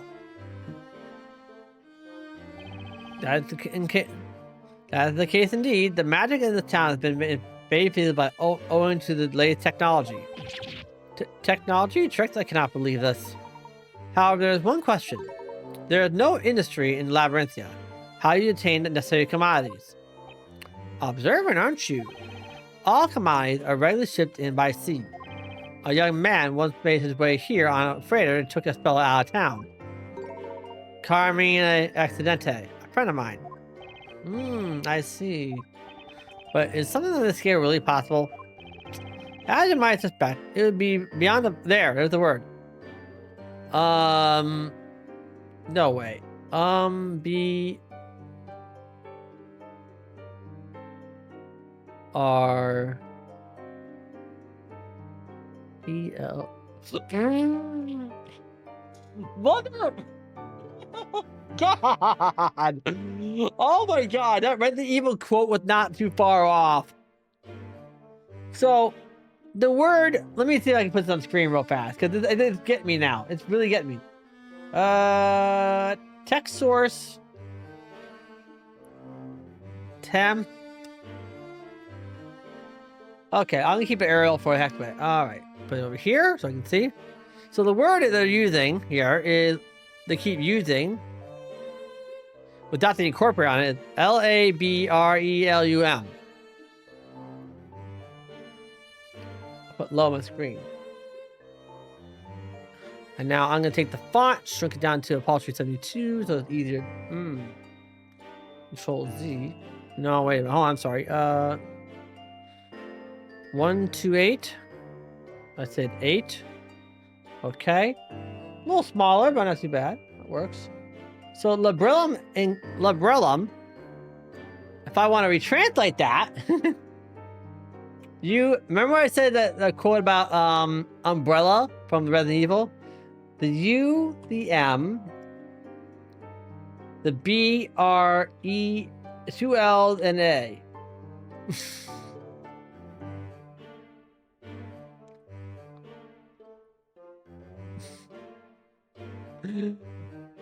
A pharmaceutical company that has name scrambled from umbrella. Where have I heard of, oh yeah, Resident Evil. Good golly almighty, man. That is so ridiculous. That means this whole thing that Arthur Cantabella could be the source of all the weird zombie infected monsters. Oh my god, in a whole nother universe. All because of coin flip. Long. Labyrinth is the project co-funded by the British government. Oh, so Labrelum is the British counterpart to the Umbrella Corporation in the States. That explains so much. What? It's a government project? But what would be the stake in this? It's all because of my beliefs. His beliefs. No wonder this is throwing me for a loop. Ah, by the way, yes, Your Honor.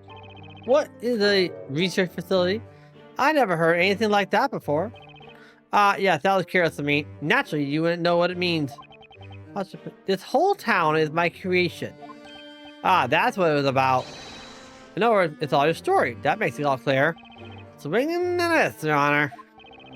Getting back on topic. There's an important reason why we have chosen to build such a facility here. Testimony point number 3. This land is rich in a very special substance, which affects everyone who lives here. Hold it! Hold it? A special substance? What does it actually do? The areas have been isolated since ancient times, developing its own unique culture. There are underground ruins on the verge of the town. We found writing there, presumably left by the natives.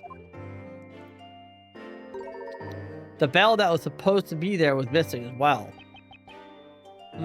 So you have seen the ruins. I suspected you would find them. Then perhaps you also notice that everyone who lives here has a very peculiar condition. You say, I can't just sit here quietly like a patient old man when you're saying such things. Just what kind of condition is it?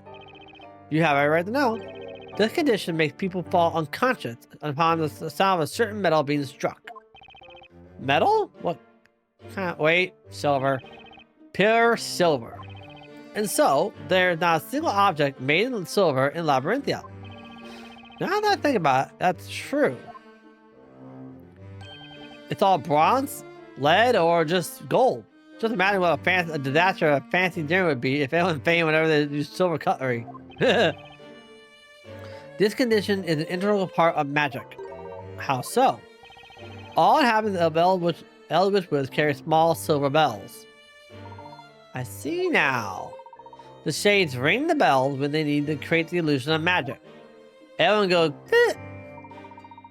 Everyone present falls unconscious, and the shades set to their work. Oh, Oh, look where look at where that shade's hand was. So that's the secret of the time stealing magic that Dark Law told us about. Now that I mention it, Miss Kira after the boom dropped the bell. Remember? Kira had a small bell with her when we saw her back in the marketplace.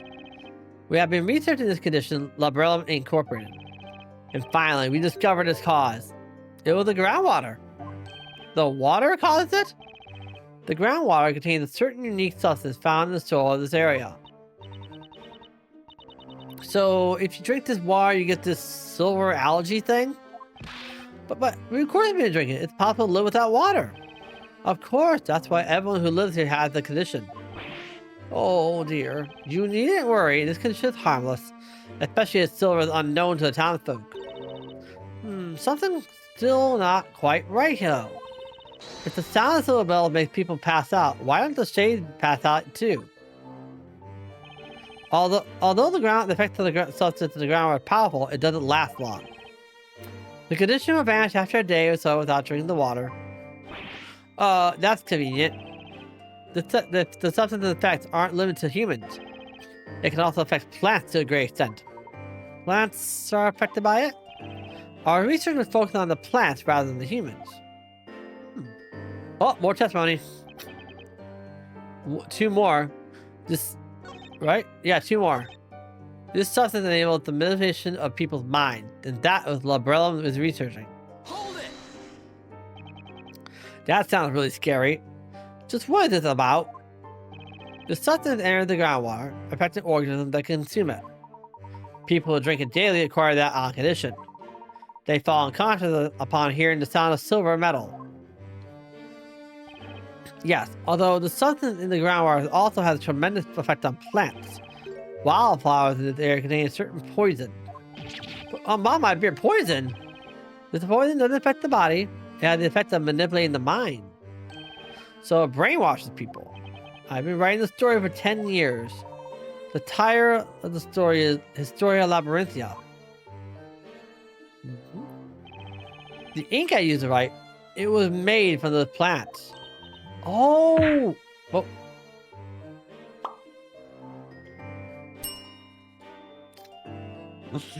Oh, Nick, do you remember how funny the ink smelled? That was the gas released when the ink evaporates. And that's where the trick is. What? Those that inhale the gas become extremely susceptible to suggestion. You mean brainwashing? No, suggestion. Kind of like mind trickery. Like, hey, I don't have anything in my hand, but maybe there's something on the back of my hand, but I'm not turning it. So eventually you look at the back of my hand. Oh, not there. So on forth. It's magic trickery stuff. They will believe anything they are told, or anything they read. However, the trained are unrealistic. It will be imprinted onto the mind as the truth. So that was the true purpose of the parades. Papers go out with fresh ink. People read the message, get super susceptible, and then act the day out.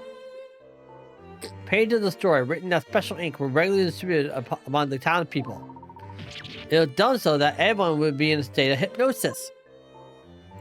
It makes us susceptible. They read the story, and then we have hypnosis. Dude, that is some stuff.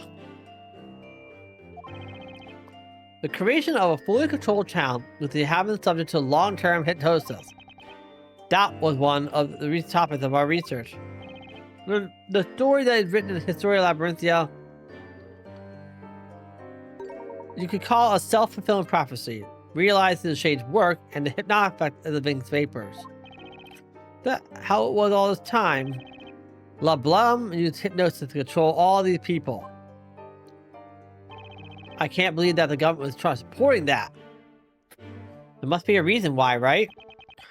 It ran 10 years ago, the townsfolk all became substance. Press.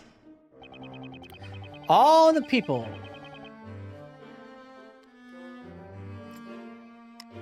There's nothing in this pyramid. They've been living here all this time. No, it started with just a few people. Gradually getting more and more. I must say that I'm afraid that what the answer to this question might be. But where do these people come from? You haven't resorted to abduction by any chance, have you? Oh, of course not. Every test subject signed a contract with Labrellum. A contract that had their memories erased and be used like pawns in a story? The current inhabitants of the town have one thing in common. They were all dissatisfied with their lives and wanted to start anew, forgetting about their mistakes, forsaking unwanted identities. There are more people like that out there than you might think. They all agreed to participate in our research. But that's insane. It's not as unreasonable as you suggest. We give them a new identity, a chance to start a life again. In return, they subject themselves to an associate and live in this town as a test subject. In order for this project to be possible, we suppress the memories of the past, including the memory of signing a contract. So ultimately, they are not aware of what is going on. I couldn't agree more. I got no idea what's going on. Let me make it clear, Mr. Wright. We do not erase their memories. We suppress them. They will regain the memories of life before Labyrinth once their contract is over. So this place was uninhabited before you started this research 10 years ago? And you managed to keep everyone in a state of hypnosis for 10 years straight. Can you really hypnotize someone for that long? I mean, 10 years is one heck of a time, period. It was achieved through the distribution of the story during the parades. The ink vapors have a powerful effect, but it wouldn't last 10 years, of course. With each parade, the effect was renewed. That's why parades took place at regular intervals. That was the true purpose of that event. To make the whole town smell of really odd ink. Oh, this is not... I've been born and raised here. That was a poor, small town with no industry to speak of that had fallen behind the times. Ever since I was a child, I have one friend that was especially close to me. He was a bright boy, curious about the world. His name was Newton Belduke. Sir Newton Belduke? The alchemist! So they were childhood friends. The plot thickens. He had always been interested in his unique natural features of his land. There's really nothing there here. But to us, this area was an exciting place that worth exploring. And one day we made an astonishing discovery in the outskirts of town. We stumbled upon the entrance to an underground caverns, leading to the colossal ruins. Wow, look at that, Newton. This is so amazing. This strange writing, I've never seen anything like it before. We found the ancient writings in the ruins. Newton managed to decode some of them. According to that finding, a highly advanced culture has existed on the land where our little town was built. Some great calamity had befallen its natives, and they migrated elsewhere. They believed the plants in the water and the air were cursed by an entity that they called the Great Witch Padella.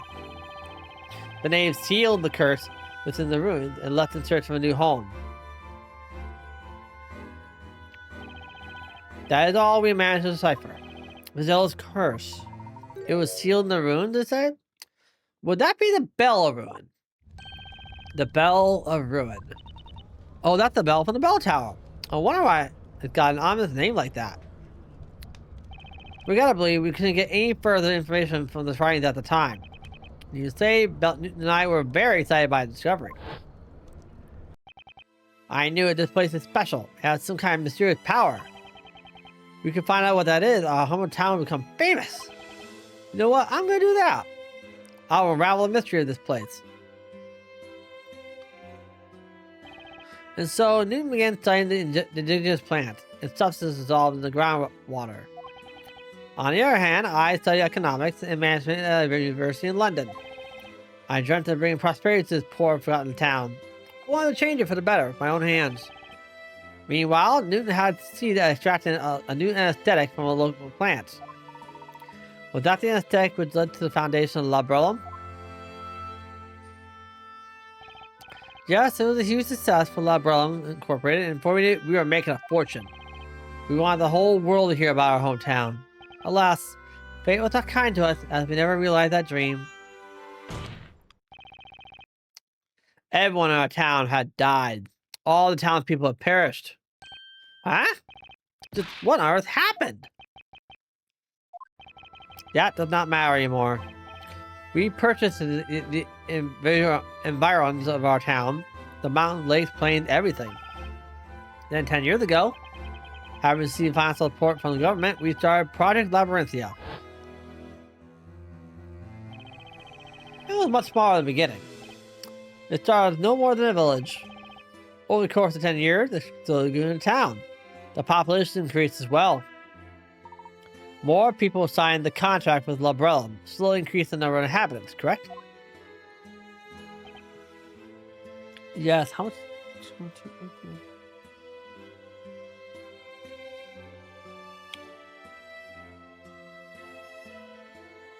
Man, it's so much. They would sign a contract, be hypnotized, and assign a role. Then they'd be introduced to the world of the story. It's fading out.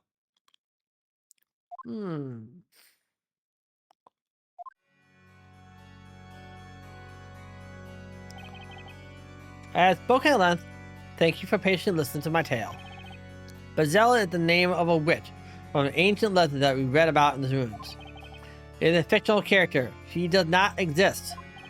But the magic witches do not exist. It's just an illusion, and there are no witches. Alright, so it's all fake. That doesn't make it much better. Why'd you write a story where people get killed with magic and the witches are thrown into the fire? You could have made a peaceful, pleasant world where everyone would be happy. No, that was not possible. Why? This is a research facility after all. We were researching ways to completely control human beings. Test subjects need to be exposed to extreme situations. So we decided on a fantasy setting. We haven't got much funding from the government otherwise. No one wants boring, they want something to pop. In other words, we are running a business.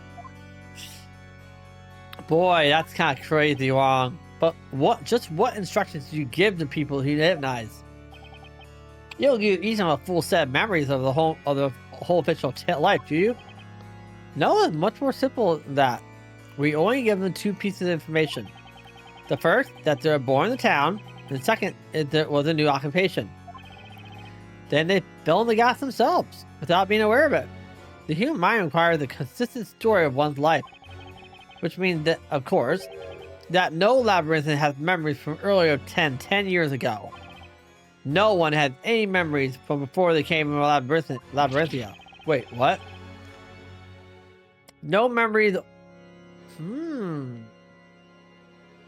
I hear a contradiction. That's all. I know I am who I am, but do you remember your childhood? I can't. That's true. I can't remember. I am my parents. No, I can't remember my own mother's face. As you can hear, no one can remember their real past. There are no exceptions. Huh? Wait, no exceptions. I smell a contradiction here. Ah, it seems Mr. Wright too has noticed it now. What are you talking about, Layton? Mr. Cantabella, you just testified that not a single citizen of the town remembers anything from more than 10 years ago.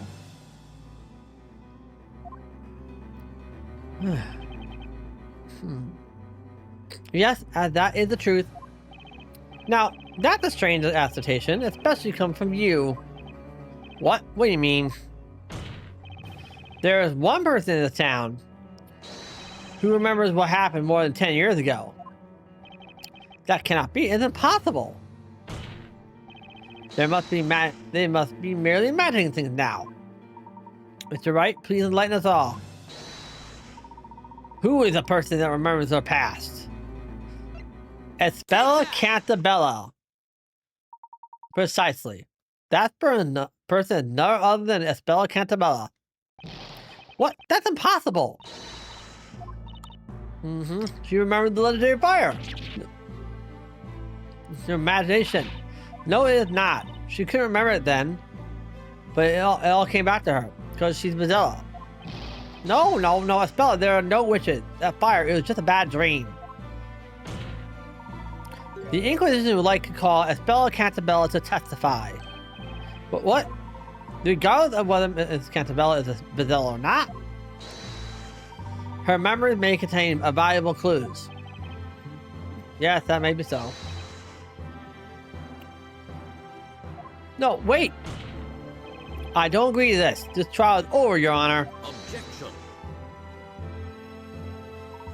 You seem to be forgetting something, Mr. Cantabella. Your story has ended. You are no longer in control. You are merely one of the characters now. And this is also why we will not cease seeking the truth until we find it.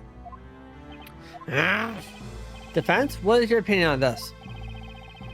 Espella keeps it that she's the witch Bazella. As her attorney, I should refuse to let her to speak to the court. But what's really important now is finding the truth, just as Layton said. There is only one way to proceed the trial.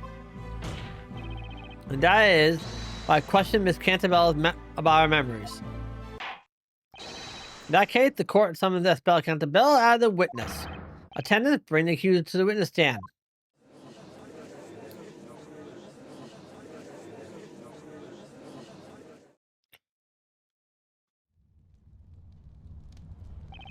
Now, witness, testify about your memories of the legendary fire. Yes, my lord. Alright, here we go. The fire itself. I was just a little girl then. It happened during the annual fire festival. Everyone was gathered in town square for the festival, and I was watching from the bell tower. The great witch Bazella woke within me and brought calamity upon the town. What? I need clarification on that. And no fire dragon appeared. I was trembling with fear, terrified about what I was summoned. Man, we had Athena here, dang it.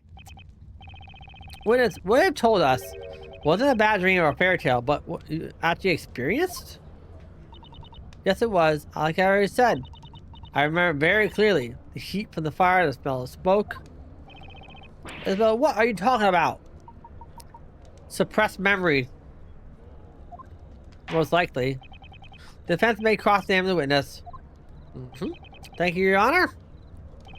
Was there really a huge fire that destroyed the town? What about Bazella? Is she even real? The answers are in the spell's testimony. This is gonna be a tough one to test on. The press on here. Okay.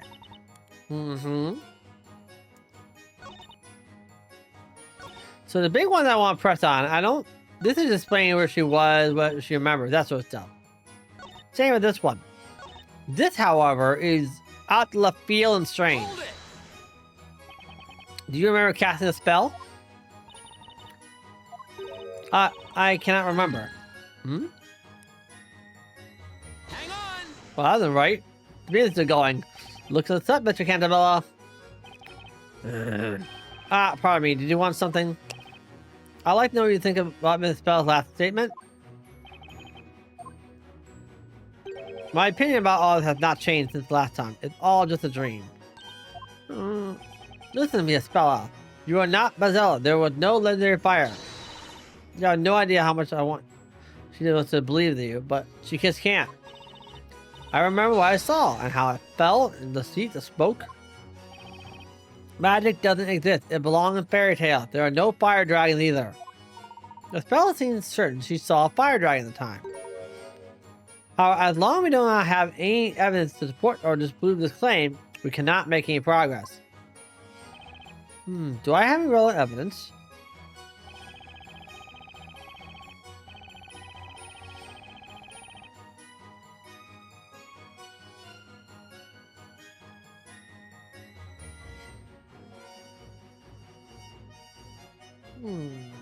I got nothing. I don't have it. I don't think there's anything I can use. So let's look about it here. Boom, boom, boom. Nothing. Nothing really pertaining to this mess.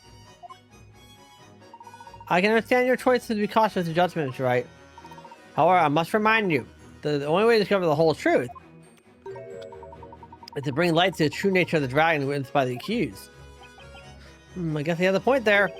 May I look some clues in the testimony? Let's arm ourselves to the teeth with evidence and give it a shot. In other words, press. Thank you, Espella, for saying. Thank you, Maya, for saying it. Yes, my lord. All right, here we go again.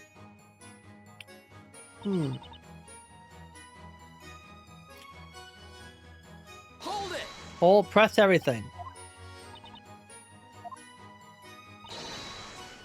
Mm-hmm.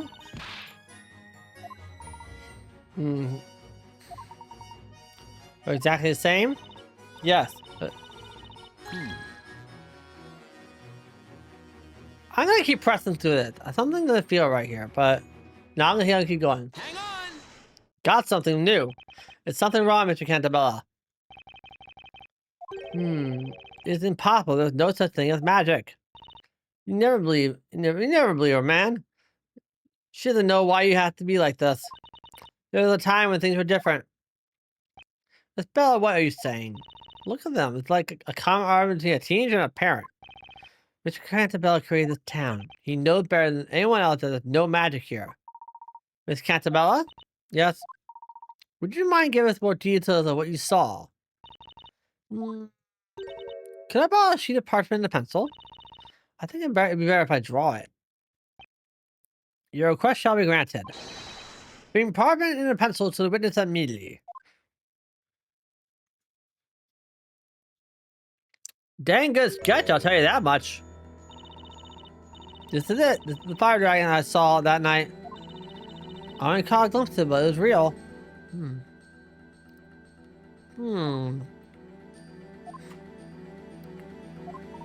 I must say, it does closely resemble the supposedly magical creature we witnessed this evening. It does indeed. This drawing shall be added to the evidence. It's a farce. What happened over a decade ago?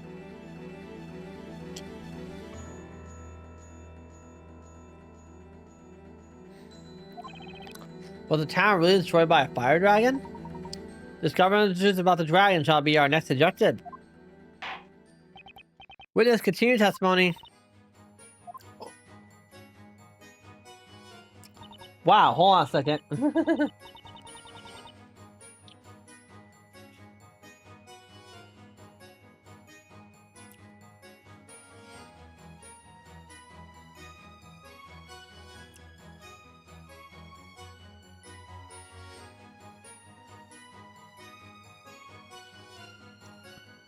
There we go. Got my phone went off. And oh, stretch time. Okay.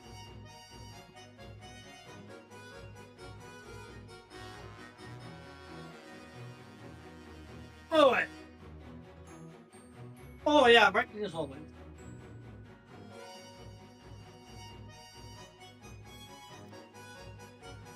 Felt that. That was nice.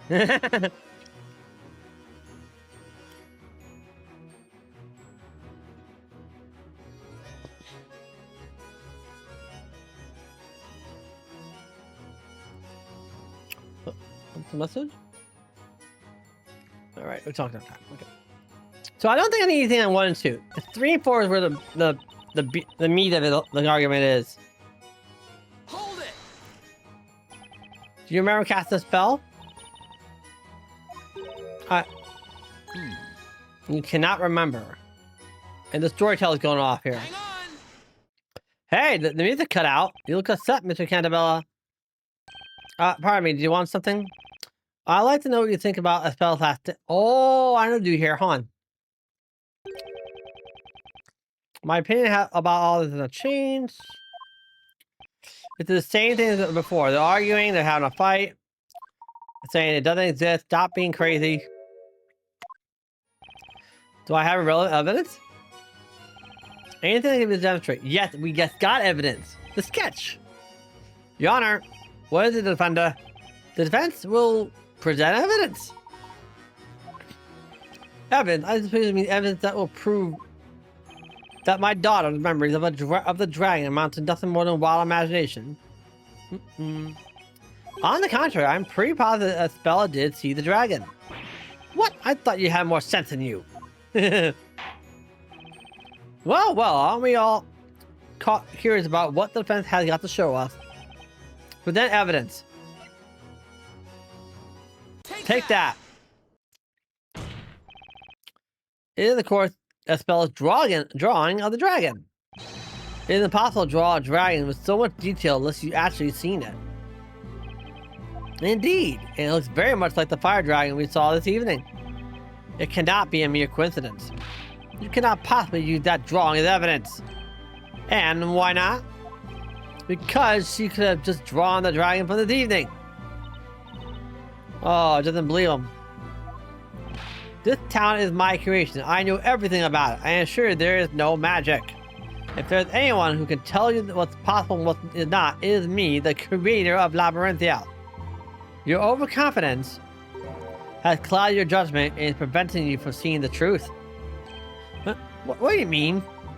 In order to see what is really there, you need to reject biased assumptions and keep an open mind. You are overlooking certain facts precisely because you are the creator of this town. That's nothing short of insanity. Magic doesn't exist, yet Estelle says she saw the fire dragon. It seems like a contradiction. But perhaps it is not. Mr. Wright? Yes? The solution to this mystery is out there. We just need to find it. Do you suppose you know where it is? Magic doesn't exist. Estelle saw fire. Where is the bridge of the gap? Alright, so let's look at what we got. The court record. Yeah, we already went to the court record and the grimoire twice already. It's not there. In the town itself. Well, that's kind of vague. That doesn't right. So let's recall what Espella's testimony said. Huh? First thing first, she said that she was witnessing this fire festival from the belfry of the tower. Now, in the belfry of the bell tower. Now, correct me if I'm wrong, but apparently, if she was up there, maybe it's in the belfry? This dragon's in the belfry? So let's say, in the belfry. There's no way to explain this contradiction. Estella somehow saw a dragon, but it wasn't a magical creature. Then you will tell us just what it was. That event took place over 10 years ago. What she saw then should still be in the same place where she was at the time.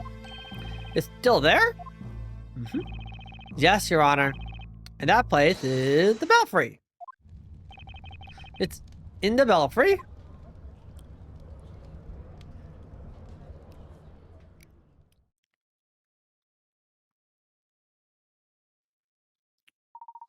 Over 10 years ago, the witness was standing somewhere around here when she saw a fire dragon. Am I correct?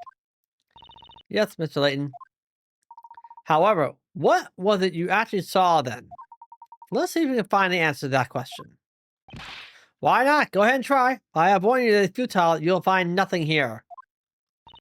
Well, it happened a long time ago. Whatever she saw might not be there anymore.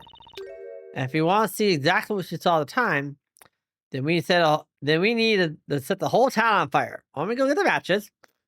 Maya. I may be an attorney, but even I couldn't clear the charges if you actually committed such a crime, Maya. I pretend I did not hear that. That's how we begin. Maya. Such a duck. Such an odd duck she is. Let's look for the fire dragon. We can see the whole town from here. Pretty dark. Look at every direction for something that was done with Miss Cantabella's drawing. Very dark, isn't it?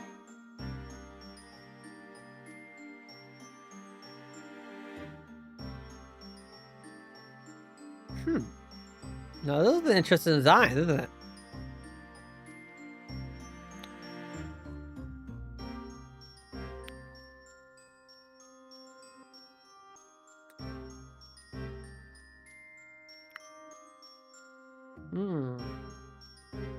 Is that point?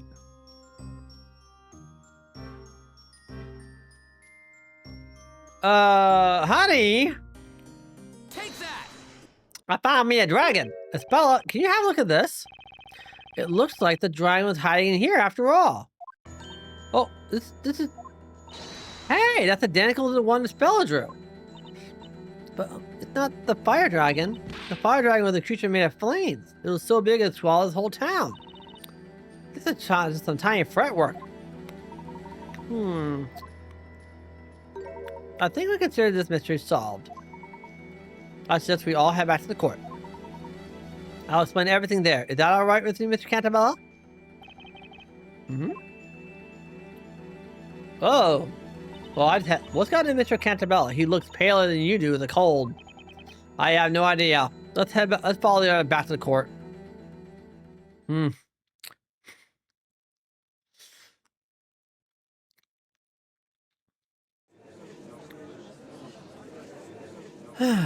Okay. The Inquisition's investigation seems to yield some unexpected results. But can someone explain them to me? Your Honor, the Inquisition will interpret the results of its investigation. Witness, you said you were about 6 years old at the time of that incident? Yes. Did you see the moment the dragon appeared above the town? No, I don't remember that. I remember seeing it at some point. It was like a flash. The town was ablaze and this fiery beast was hovering above it. Then, when you noticed the dragon, the town was already engulfed by flame. Yeah. That information completes the picture. Miss Cantabella's statement has offered me an insight into the true story of the fire dragon. Over 10 years ago,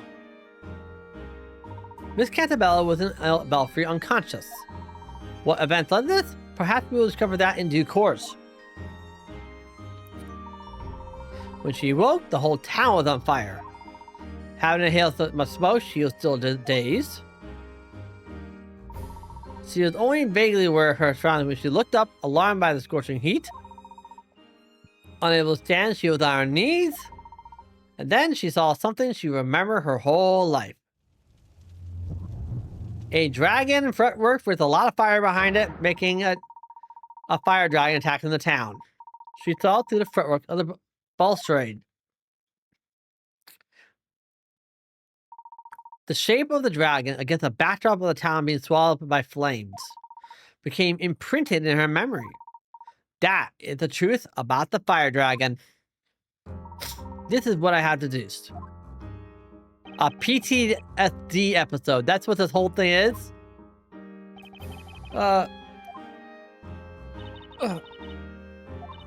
It wasn't a monster? It's Cantabella. The illustration you have drawn for us bears an uncanny resemblance to the fretwork in the belfry. You saw the dragon when you were confused, possibly mildly exfoliated, choking, not able to breathe from the smoke. There was no magic and no magical beasts. You believe a stranger, but not your father. That is so typical of teenagers. You should have listened to me. And now all the mysteries have been unraveled. Can we not end this trial and go home? Objection. Yeah, no. We're not done yet. How is she unconscious up there? As much as we all like to, I'm afraid it's still a bit too early for that. What else do you want from us? There's just one more problem I'd like to solve tonight. One more? What on earth could it be? Miss Cantabella, we ascertained that you were in a belfry when you saw the dragon. However, that creates a new question. How did you get there? Oh, I haven't thought of that. Yeah, nearby. Oh! As expected of the nice attorney, Mr. Wright seems to have noticed the problem too at last. In order to access the belfry, you need to use the bell tower mechanism. The mechanism can only be set in motion with the pendant. Indeed. Mr. Cantabella, did you have your pendant with you at the time? Yes, I think I did. I've always had it with me. But why did I have that pendant? I can't remember it at all. This pendant was not just for show, it's a key to the belfry. Why was she carrying it around? We must also not forget that one pen does not suffice to operate this thing. 2 of them are required. 2 pendants. Miss Cantabella, are you certain that you were alone in the belfry? No, I wasn't alone. I was there with a friend. A friend. Cat. Where'd you get off to? The friend you mentioned, was it this cat? Yes, she's my friend. We've always been together. Without you, I would have been so lonely. That kitty's always appearing out of nowhere to keep us fellow company. Of course she does. After all, Bazelle is always accompanied by a black cat. What you saw from the bell tower when you were little was so terrifying that even an adult would have been scarred for life. The town burned in front of your eyes. You thought you saw a fire dragon. You see, your memory has been twisted by the horrors you saw. What do you mean? The dragon you saw wasn't real, and I suspect that the friend who was with you in the bell tower might not have been that cat. No, it was her. It was Eve, your friend. Miss Cantabella, the pendant you need after the belfry is too large for a cat. Are you following? If Eve was with you, it would have been impossible for you to enter the belfry. Ah, wait. Because of where's all this going? You have no right to tamper with my daughter's memories. You're right, of course. However, neither do you. Nor should you attempt to cover up the truth.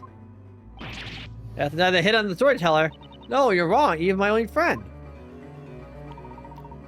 Think about that day again, Miss Cantabella. You went to the top of the bell tower with a friend who also had a pendant. Can you prove that someone was Mrs. Cantabella in the belfry that day? If so, I'd very much like to see the evidence. What? Why me? The professor that idea. I have nothing on the legislature. Why ask me for proof? Right. I suppose you wouldn't have me proof. Not one of them remembers that incident. I had enough of this, Your Honor. You have no ground to continue this trial. Well, we appear to reach a dead end. There's nothing else left for us to do. Objection. Layton still keeping it going, man. Dude knows his stuff. Please hold on, Your Honor. Oh, what is this all of a sudden, Inquisitor Layton? The defense does not have the necessary evidence, but someone else does. What do you mean? This time, the Inquisition will present its evidence. The Inquisition? Well, seriously? Son of a witch. Wow, that's a good cover. That's a good diet swear. This is what you wanted from the very start, isn't it? Well, in that case, you can present evidence that someone was with Miss Cantabella in the bell tower when she saw the fire dragon. Now, you will present evidence as Professor Layton himself. We have he has a different pocket. He has a different briefcase full of stuff too. We have the Bell Ruin. We had the first story. We had the picture of the two girls. And we had the suicide note. Now, I think I know what I'm dumping, but if you do any other answer, he'll look very embarrassed. It's kind of funny. But I gotta keep the thing going because I'm very exhausted here. Take that. Oh, have a look. This is the proof. This photograph shows Miss Cantabella with a friend. Golly, this is the finest illustration I've ever seen. It's a photograph. It looks as if it were a reflection of the real world on paper. Tell me, who created this work of art? Well, Your Honor, I understand you're fascinated, but let's show what this picture shows. This picture was found in the storyteller's tower. Miss Cantabella, we have taken the liberty of borrowing it for this trial. It's enough to take away for a second. You already caused trouble. Professor, aren't photographs against the rules? I mean, this is supposed to be a medieval setting. Meh, who cares? What's important now is helping Miss Cantabella to grasp the truth. And in this case, the end justifies the means. Very dangerous word there, but in this case, I'll allow it. Please take a close look at the two girls in this picture. Each of them is wearing a pendant. What? That's so. These are the belfry contraption pendant. We know that one of these girls is Miss Cantabella. But then, who is the other girl? Accused, do you have any ideas? It's Bella. Are you okay? It doesn't look like she is. It's me. It's her. And the other girl is... She's... I don't know. It's Bella? Your Honor, stop the trial. Stop it right now. Can't you see you're driving Espella into insanity? Objection. No, we're not. It has to come out. It is just the opposite, Mr. Cantabella. If we turn away from the truth now, Espella will close itself to the world forever. That's a dangerous thing to do. Mr. Wright? Yes. You know who it is, don't you? You know the identity of the other girl in this picture. Oh, I'm doing this now, are we? That's so. If the defense know that, tell us all who this other girl is. Easy as pie. It's Darklaw. It's the other pen belongs to her anyway. I'm thinking it's High Inquisitor Darklaw. Darklaw? I cannot say I didn't have a slight suspicion about her, but oh my. It's her pendant. Miss Cantabella, what do you say? Do you now remember the girl next to you in this picture? Oh, with Lady Darklaw. This is crazy. What are you basing this preposterous claim on? Mr. Cantabella, this girl closely resembles the High Inquisitor. Resembles? That's just your personal opinion. It's meaningless to the court of law. Objection. If you want evidence, I've got it. What? The definitive proof that the girl in the picture is High Inquisitor Darklaw is... Here. Take that. And this is the proof it was High Inquisitor. It was her. The pendant need for that contraption in the bell tower. I have Miss Darklaw's testimony here. She said this pendant was hers. And so, the other girl in the picture is definitely Miss Darklaw. Is it? Is it really?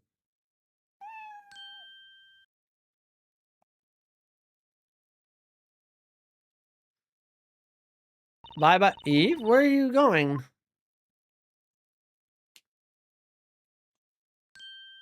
They do look very similar in appearance. The plaid scarf, the hairstyles, even the colorations. I was expecting Miss Darklaw. I see I was not mistaken about you. I trusted in your ability to get us this far. Hi, Darklaw, where did you disappear from? Does your memory not serve you well, Your Honor? You know what I am. I can disappear at will anytime I wish to. So, storyteller, everything has worked out just as you have written. Oh, revered creator of Labyrinthia. Darklaw. Lady Darklaw. Are we gonna save point? Alrighty then. Now we have 1, 2, 3, 4 people on the bench. Yes, we have 4. That includes the cat. Miss Darklaw.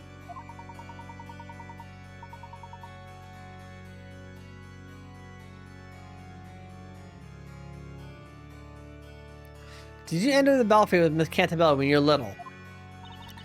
Yes, I did. Then you have memories of events from 10 years ago. I certainly do. Oh. Oh, my phone's charged.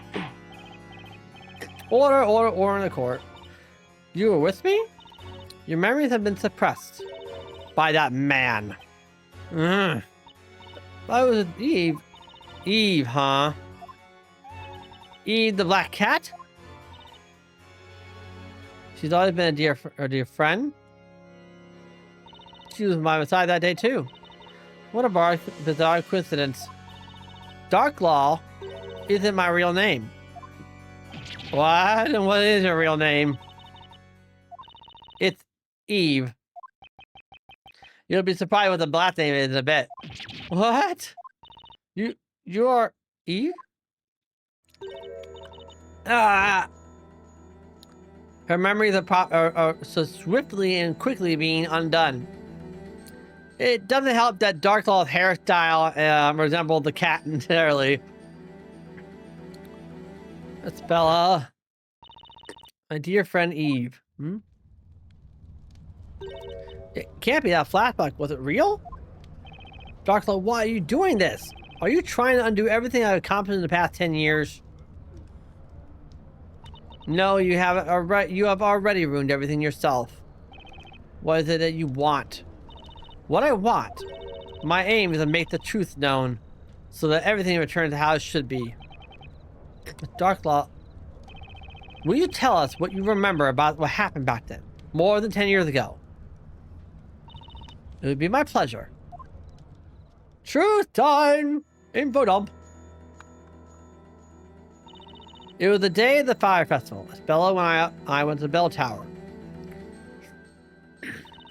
The wind was strong that day, and when the sun had set, the festival started. It's true the whole town was burned down that day. The fire consumed the buildings and the people, turned them into ashes.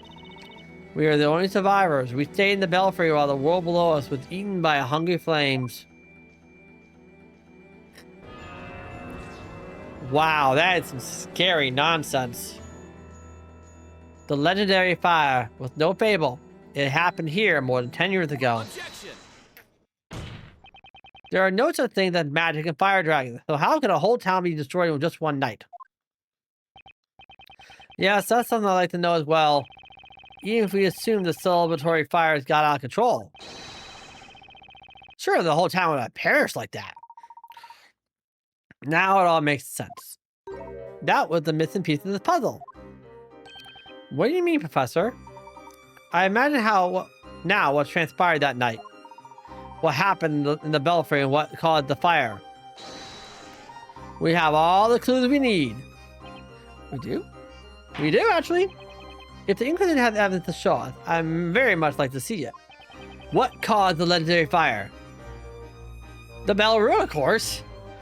Giant bell found in the ruins and it's currently sitting at the top of the belfry.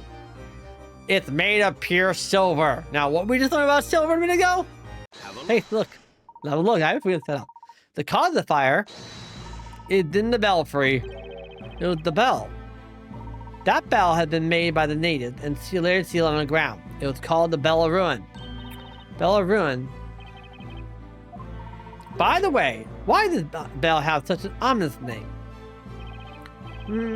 Could it be because it's made of silver, pure silver? Silver.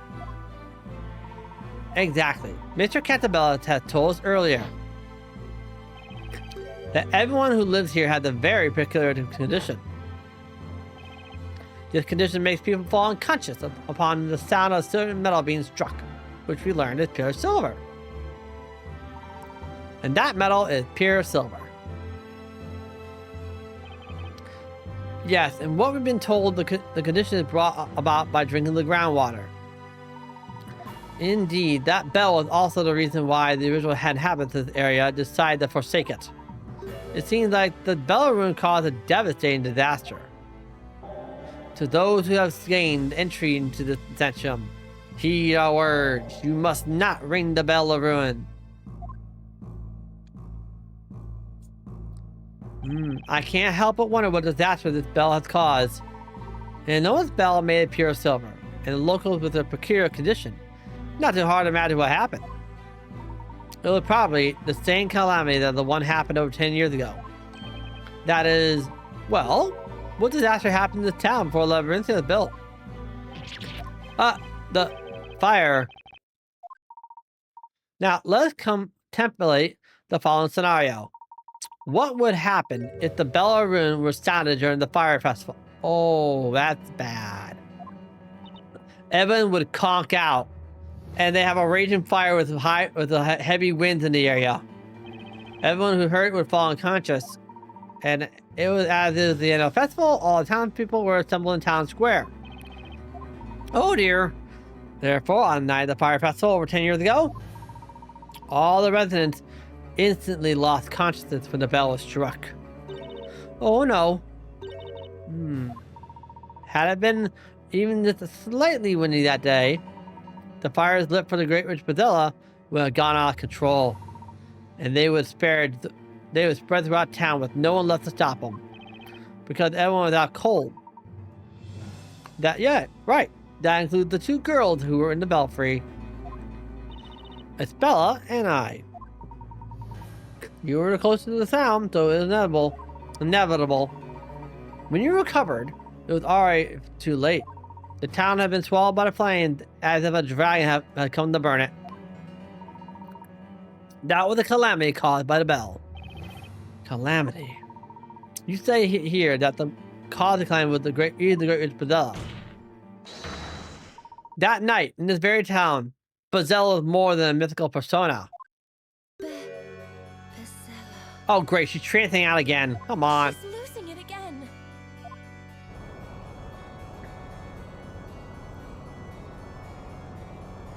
The Bell of Ruin. Basically, the new question is, Bazella. which girl rang the bell?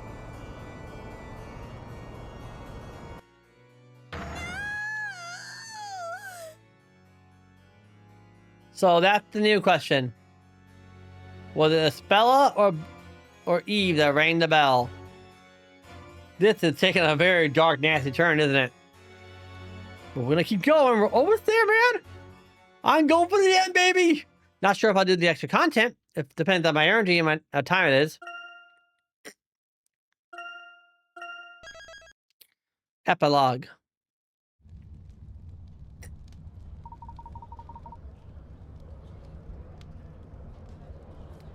All right, literally, we have a couple pieces of evidence, some pressing to do, and one testimony left to go, according to the strat wiki that I'm using as the index, looking at the index for. So we're almost there. It's Cantabella. It would like to apologize for putting too much pressure on your daughter. Only your words can bring her back from the brink of madness. Let her hear the truth from her own father. All according to your plan, Layton. You driven Espella into a corner in order to push me to the wall. I had no other choice. Espella, please listen to me. You haven't done anything wrong. You didn't cause that accident. You have suffered so much thinking you were Bazella. I must take the blame for that. Mr. Cantabella, I sacrificed everything to make up for what I've done. But all I managed to do is inflict more pain upon others. Is that not so, Dark Law? Now that you're willing to talk, Mr. Cantabella, would you mind telling us your story? Yours, as well as Bella's and Dark Law's. Very well. The story, too, began when I was a young lad. When Newton and I were still youths, full of dreams and hope. As you already know, we discovered the ruins, and deep within them lay that cursed bell. The Bell of Ruin. At the time, we still lacked the knowledge to decipher any of the writings we found there. The bell, magnificent, is bound to make the most beautiful sound. I have an idea. Why don't we make this bell the symbol of our town? How do you propose to do that? Let's build a bell tower for it. Then we can ring on special occasions. Not a bad idea.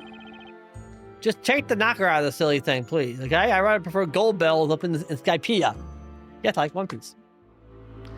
When we grow up, let's do it. Okay, just don't forget about it. The two of us chose different paths in life. I studied management in London, while Newton devoted himself to the study of natural sciences. And then you made a fortune following the invention of the new anesthetic.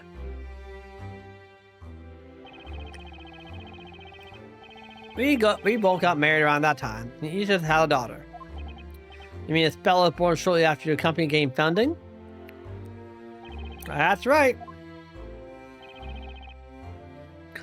We eventually returned to our hometown and set about realizing our childhood dream. Having built the bell tower in the middle of town square, we built the bell, retrieved the bell itself from the ground ruins. We aspire to make it a symbol of prosperity for this unindustrialized town. The bell will be officially displayed during the annual fire festival. It will be rung in the morning, the following night of celebration. Pardon the interruption, but at the time, were you aware of the meaning behind the bell's name? Obviously, we were not. Thinking back to my innards at the time, a chill run down my spine.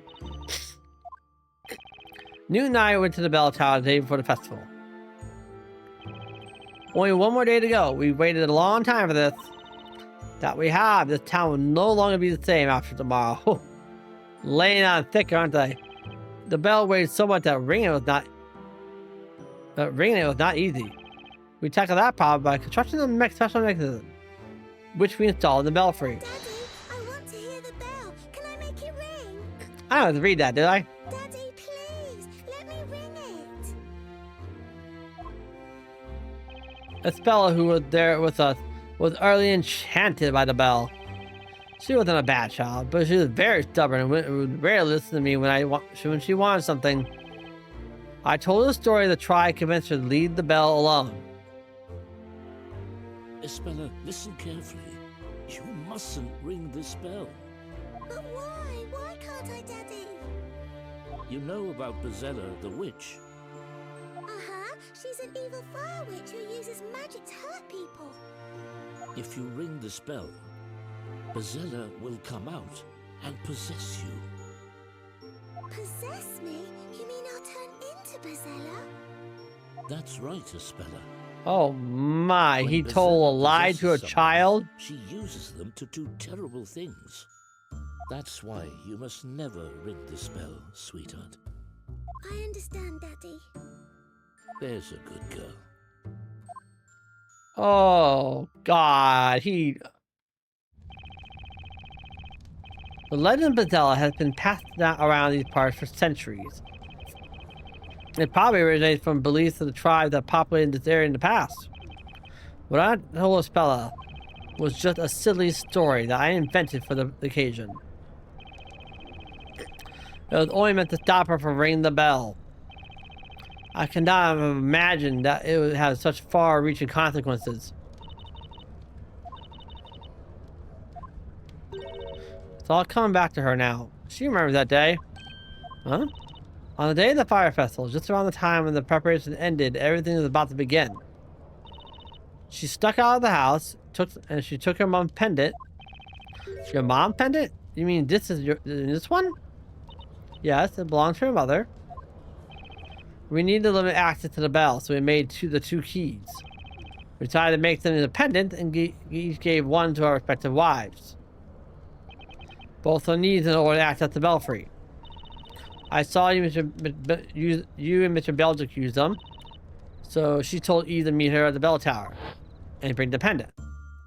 Daddy says Bazella will come out if I ring the bell, but if I do it just a little... Oh, what a stubborn little snot. I want to try it while the festival is going on. No, not with I the... hope Eve doesn't forget her mum's pendant. Oh, no. So it was just as I thought, Miss Darklaw. You are Mr. Belduke's daughter. Well, that's another connection. Well done, Inquisitor. I was almost afraid you failed to make that connection. What the? This is too much for one day. You think? I'm 2.5 hours in this and it's driving me nuts. Order the court. You mean to say that you're Sir Belduke's daughter? Yes, my real name is Eve Belduke. I'm the alchemist's daughter. This is unbelievable. I also snuck out of her home. She also snuck out of her house that evening, clutching her mom pendant in her hand. She did it just as you asked you to. Did she not, Espella? Espella, my mum's going to be so angry if she notices I took the pendant. Oh boy. Don't worry so much. I just really want to ring that bell. I want to hear it. Oh my God! And the groundwork. Don't ring the bell. Oh.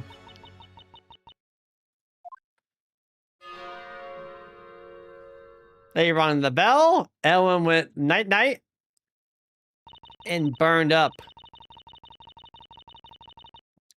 She rang the bell against her dad's wishes in the morning, and so Bazella possessed her. Because of her, the town, everyone in it, they're all gone. No, it's not your fault. Stop blaming yourself. Supposedly, the former inhabitants of the area also used to fall unconscious upon the sound of that bell. Perhaps they experienced a similar nightmare. As I brought the bell ring into this town. The one to blame for the calamity is not some witch, it's me. She's about to rush upon the town. She is Bazella. Oh God, trancing. Espella, you're gonna drive your dad crazy. You keep repeating that. See, you like this. Thank you, bot. Seeing you like this gives me a strong feeling of deja vu. Eve, how can you be so evil? Are you happy now? I'm afraid we're in the dark as regards Miss Darklaw's sense of deja vu. Only 4 people survived the fire. Only 4. The girls. And Cantabelle and Newton. And where were you at the time, if you permit my asking? We were investigating those faithful ruins. That's why we didn't notice anything until it was too late. It was getting near time we planned to ring the bell, so we headed towards the town and saw a massive sea of flames. And then we saw it. The town had been burnt to ashes. The air shimmered from the heat. That's 2 awful words, yeah. We searched for survivors sick with anxiety. Eventually, we found our daughters in the bell tower. Estelle was unresponsive like a doll. Eve was crying at our side. Our relief at having found him vied with terror caused by the disaster. The worst night of my life had ended, pierced with the first rays of sunshine. But then, it seemed Estelle was already lost to us. We had lost her to Bazella. One stupid story. She would speak, eat, or even leave her room. She thought she was Bazella and she had destroyed the town. I can't get that out of her head. What she saw from the bell tower must have been so terrifying. But it was my shock from what she had seen. My own words had put her in that state. Had I only not told her that stupid story. Yeah, that's his impression, alright, isn't right? We've been grasping at straws, trying to find a way to save a spell of mine. But whatever we did, her eyes would remain impassive and empty, like they are now. In the end, I came upon a certain idea that offered a glimpse of hope. What was it? This has been too much for my aging heart. I believe I may know what it was. It was the only way to get through this little spella.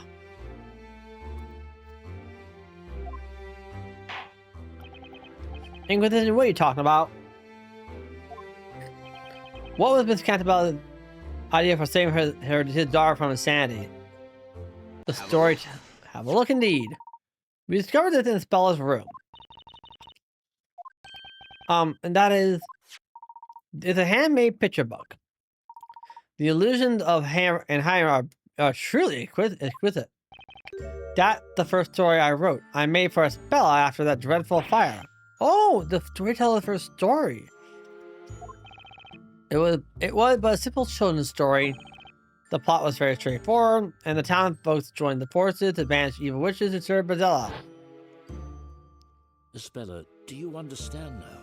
You aren't Bazella.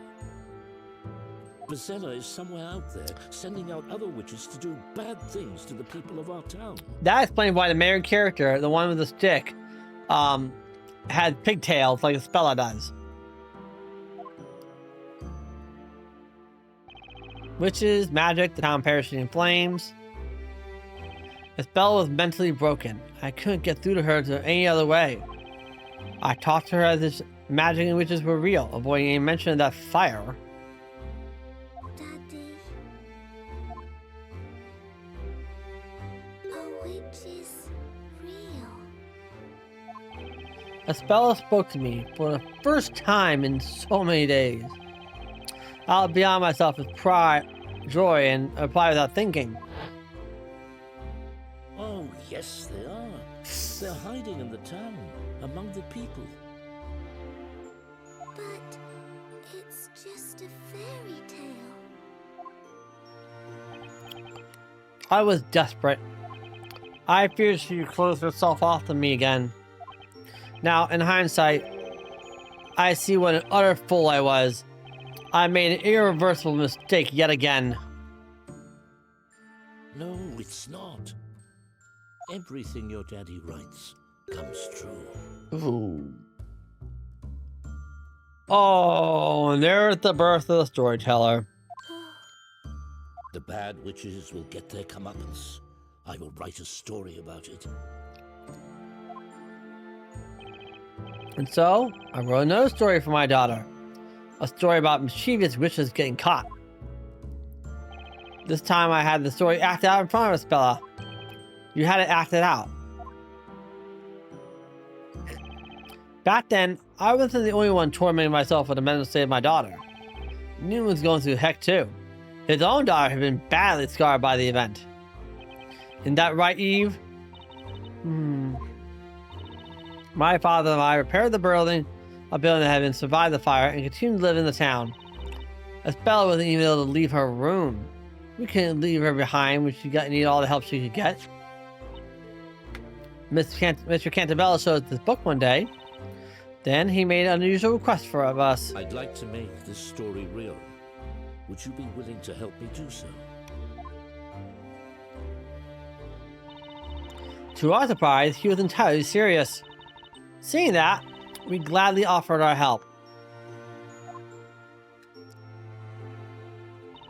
A story about evil-doing witches getting caught and punished, and Bazelle the source of them all. Paying attention, Espella?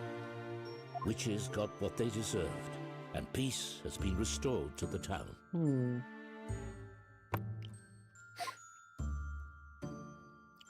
Hey, there she comes out of it, finally.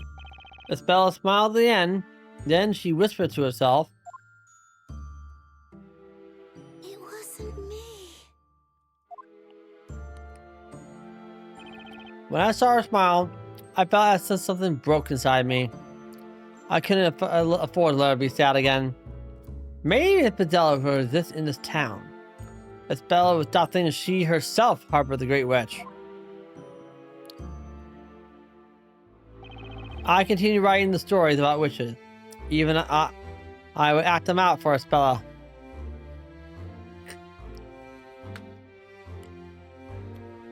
And the story got more, and gradually, the number of characters in my stories increased.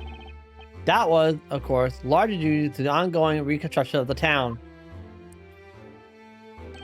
How much reconstruction? It wasn't anything on a big scale. I simply paid people to move in and act out their roles.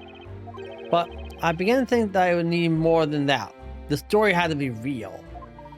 To make a lie seem true, you resorted to even more lies. In other words, you stacked lie upon lie upon lie.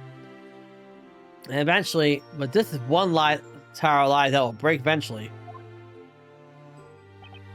Yes, I was certain that was the only way. How did I do so? I remembered about Newton's research. He was working on a certain medicine. It was a kind of tranquilizer made from local plants he was testing at the time. But it was difficult to put in practical use. The substance had a danger of causing unconsciousness and hypnosis. I can see how could it be abused to cause so much harm. Oh man, I'm just not talking right anymore. I can see how that could be abused to cause much harm, supposing it fell into the wrong hands. At the same time, it was just what I needed for my ambitious project.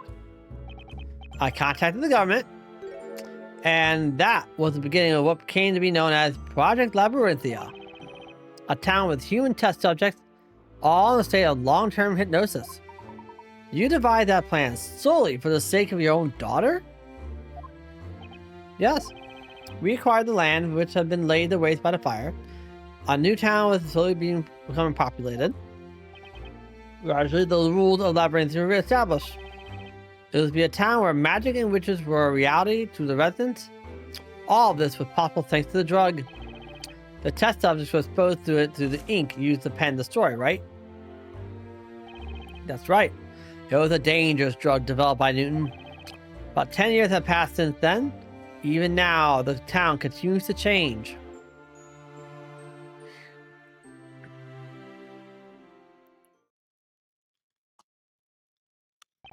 Wow.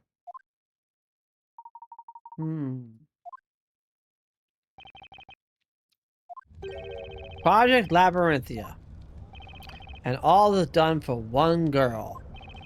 Espella was only able to be herself when she lived within my story. Oh, the irony of it. Only within a world in which Bazelle was real could Espella's tragic memories be sealed. All this while, Eve was assisting me. I was the first shade. As soon as the story began, I disappeared from the scene. Its spell was to see some magic. Then someone had to don this robe. That throw of invisibility. I gave a spell a new memory so she could live in this town with everyone else. I also sealed the memory of her friend Eve. What? My existence was too strongly connected to her memory of that fire. Afterwards, I returned to Darklaw, a stranger to Spella. If you were doing this for the spell's sake, that's going too far. I made that choice. I do not regret the past 10 years. Meanwhile, my father was supporting Labyrinth from behind the scenes in his own way. Do you mean his contribution as an alchemist? My father's knowledge of medicine was indispensable to his talent to function. The hallucinogenic ink was my father's work as well. So it was. Newton and Eve sacrificed more than anyone else for the sake of a spell in this town. I would be forever indebted to them.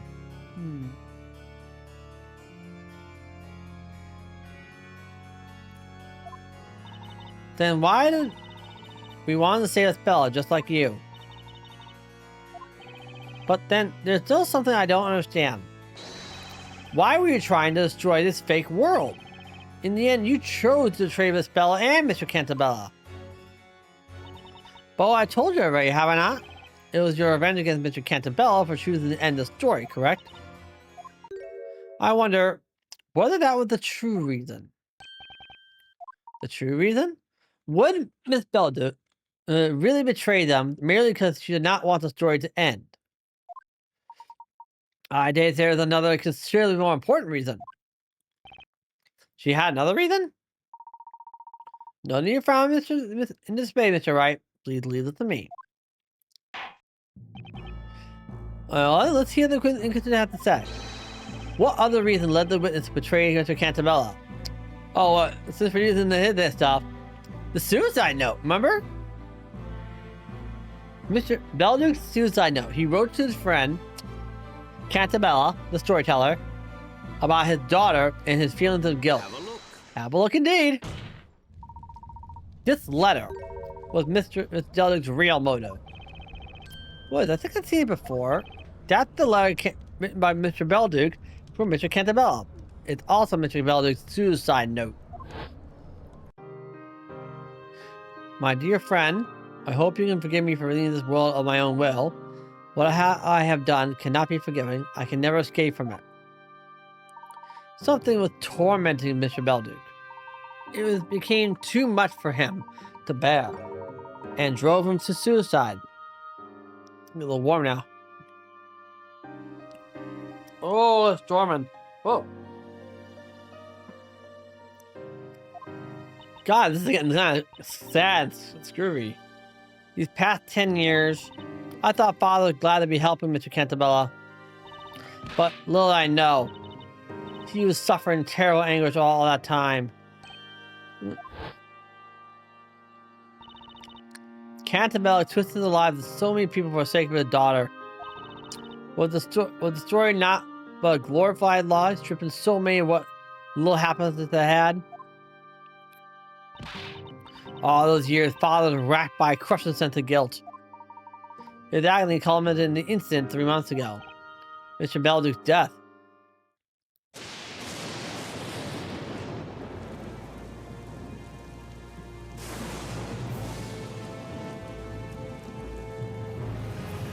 We are literally almost done. I think we're so close. There's just a lot of bulk of information to go the punch through.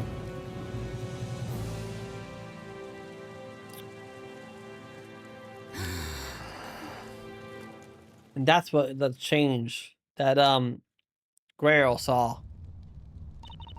Before Labyrinthia was created, certain things had to be concealed in order to seal a spell's memories. Had she seen them, she would have remembered. They were simply too dangerous for her. One of them, me, a spell's friend Eve, had to be reborn as a shade and disappear into the forest. The next thing was the bell tower. I see. Had she seen it, it would have been certain to stir up those traumatic memories. The memories of the fire. The only way to prevent that was to erase the bell tower from Labyrinthia. But how can you do that? Using the same method as this robe. The robe of the building. In short, we covered up the tower with a humongous robe. Although it wasn't easy as it sounds. In other words, the tower had been there the whole time. Only the townspeople couldn't see it, is that right? Indeed. I don't know what to say. At any rate, the situation changed due to the lightning strike 3 months ago, right?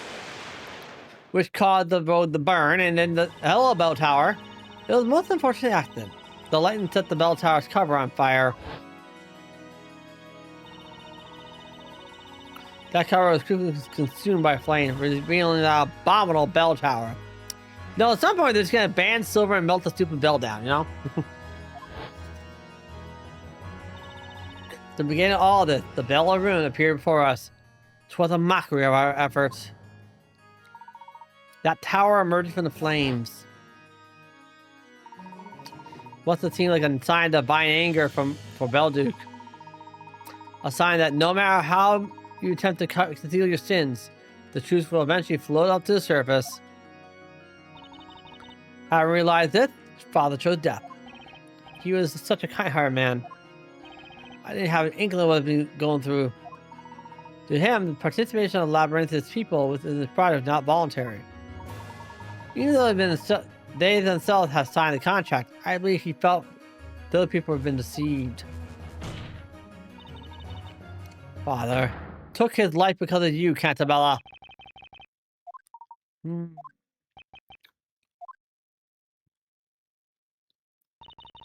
Now you know why I did what I did. I lost my father 3 months ago. That day, my revenge began. Your revenge? The first was to rewrite the story. What'd you say? At President Labrelle Incorporated, you had to spend most of your time in London. Over the past few years, you were coming to Labyrinth only for the parades.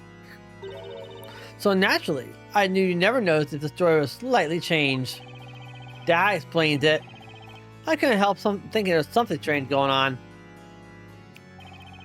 Mr. Cantabella is Isabela's father, after all. He would have made Isabella a witch in the story. Isabella was a witch? When did this happen? How can you have known after all? Let me feel on the details. Isabella has already been tried once within the witch's court. Impossible. Why? How could you? You knew the risk that would carry. Look at you. What a fine author of that grand story you are. You left all the work of Labyrinth to me. Meanwhile, you're making millions for yourself in London. What a pathetic excuse for a father. You didn't even know that your precious little spell was in such danger. Miss Belduke, why did you do that to Isabella? Did you need to ask? I didn't unlock her memories. You mean, when the legendary fire took place, Isabella was so traumatized she closed herself off to the world.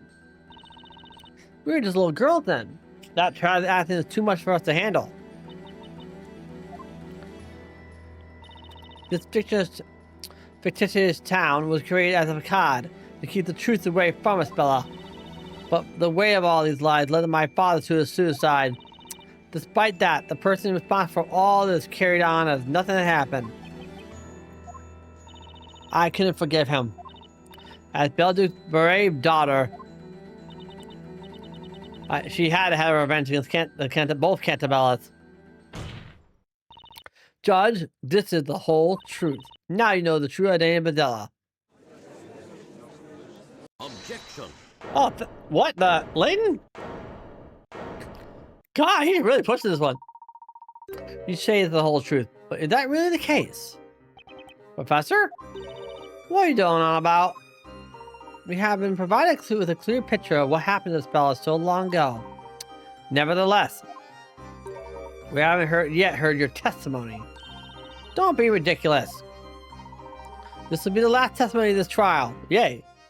Tell us about the night of the legendary fire. I request that you tell us your story. Who do you think you are, Inquisitor? A professor of archaeology, that's what. I'm everyone's supporting characters of this tale. However, I am very much interested in the truth. Yeah. This has been a very long trial, in which this shall be the last interrogation. The court demands that the single other witness of the legendary fire provide us with her testimony. Very well. There is only one truth. Nothing can change that. You sure about that? Woo! It's coming down hard out there. Espella wanted to ring the bell, no matter what. So we went to the belfry. Okay. The festival celebration already started. The mechanism of ringing the bell was that height even we could reach. Ooh. 1 sec. Something here, bud. Kind of want to just get one out of my ear, you know? The next thing I remember is coming to and running Espella's side. I was shaking her until she finally opened her eyes. The next moment, we saw that nightmarish view.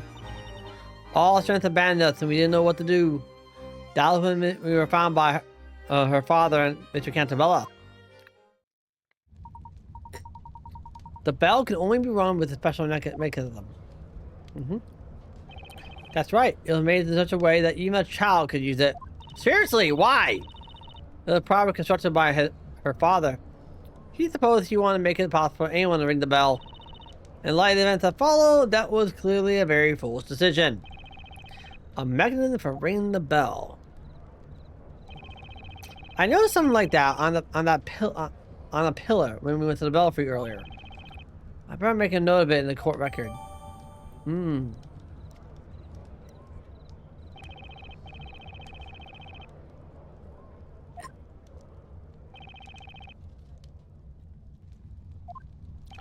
If only I had not discovered those ruins and brought that bell into our town.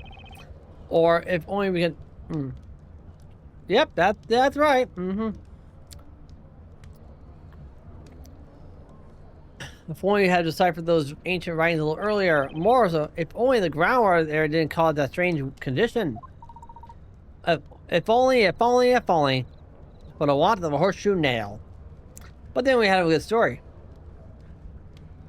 Unfortunately, Mr. Cantabella, the tragedy occurred. All that remains for us to do is seek out the truth. Not for the sake of vengeance, but for the sake of the future. Mr. Wright? Yeah. You have been fighting fiercely to uncover the truth. This is the final interrogation. I trust you know what to do. Leave it to me. To be honest, I have no idea what lies ahead. But whatever it is, there's no question we need to get to the bottom of it. There's gotta be a light at the end of this tunnel. There we go, the last one. Okay. Alright, we know that. Funky. Alright, that's the... So they rang the bell, they got lights out. And then she came to and ran to Espella's side. Hold it! Let's press into 4 and 5. So those are the two big ones here. So is you who woke Espella up? Yes. She was out cold on the floor until she was shaken awake. So she came to, she turned that look at the town to that nightmarish view stretching out before them. When you say nightmarish view, the dragon fretwork. I can find no other words to describe it. We froze in terror at the sight of it. It took us a while to notice that smoke was creeping up the bell tower too. Our eyes filled up with tears and we couldn't stop crying, perhaps due to the smoke. It's tired. The town seems like a fire dragon's playground. She was trembling with terror unlike anything she'd ever known. You're mean. Merely imagine it now raises the hairs on his beard.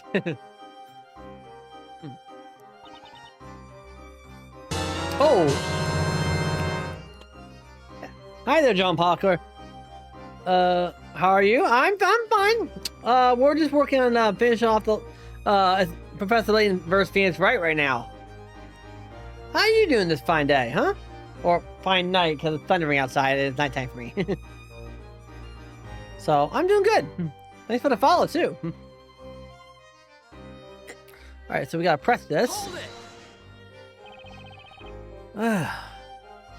Just a little warmer in the car. We're trying to get this finished up. We're very close. We're just trying to finish it.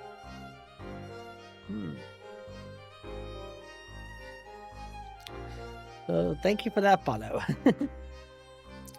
Yeah, it's not all good. I'm just a little tired, but I'm almost done with this game, so I'm trying to push to finish it off. But it's too good to just take it too fast. Paralyzed fear is an event so traumatizing, so hunt them.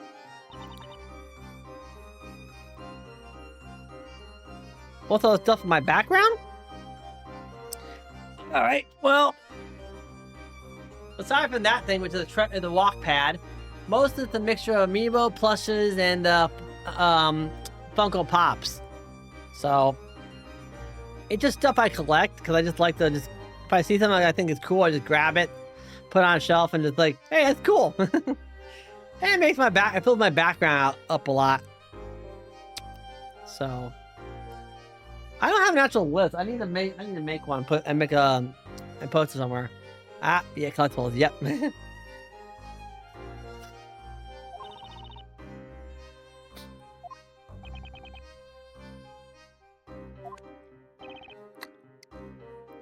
It's okay, no problem. So yeah, just stuff I like to collect. I'm always buying lots of cool stuff, memorabilia and junk like that, and stuff like that, I should say. I just like to grab. If I see something cool I don't have, I just see if I can grab it and see if it's not too bad. Thank you. You look like gentlemen. Why? I look like gentlemen? Not sure why. Most people describe me as too dang young. But thank you for that.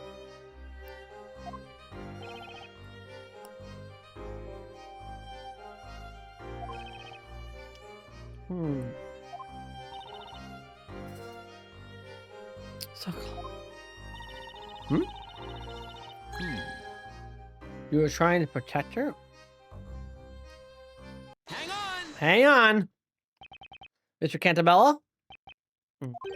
I remember that very well, as if it happened yesterday. Would you mind telling us what you saw? So... Eve!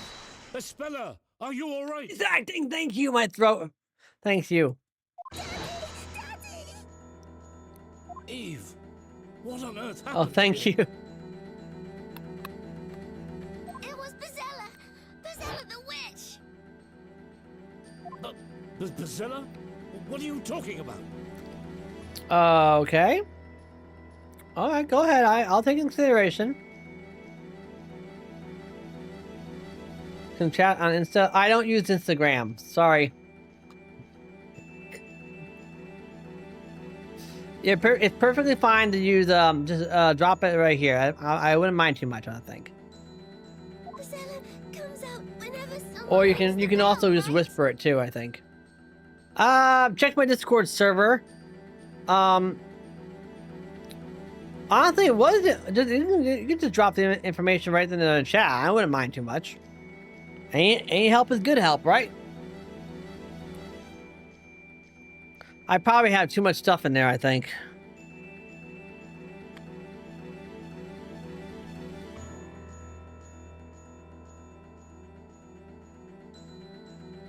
Yeah, hold on a second. Let me do this. I have a Discord server. There you go. I don't like to DM through the Discord too often. But if you want to, you can go ahead and just my link's expired? Really?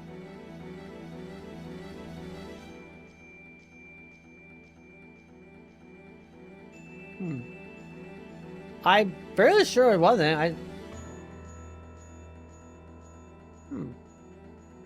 I thought I fixed that. Come on, what the heck? Invites.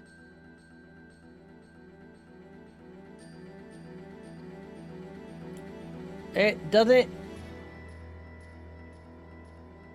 It's not supposed to expire. It's infinite.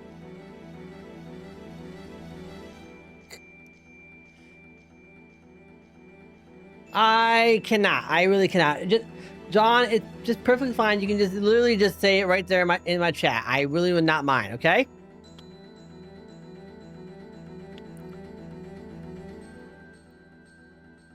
But I would like to keep things sort of I like to keep some of my stuff on a private level. That's all. What have you done? You didn't. Oh, please, Mr. Cantabella, don't be angry at Isabella. Hmm? Why did I feel like it was that then?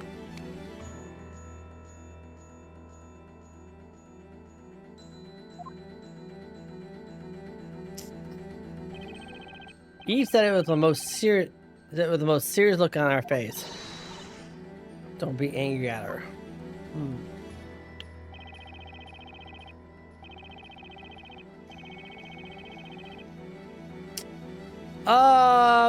John, I'm perfectly fine with just doing it right here in my Twitch chat. Okay.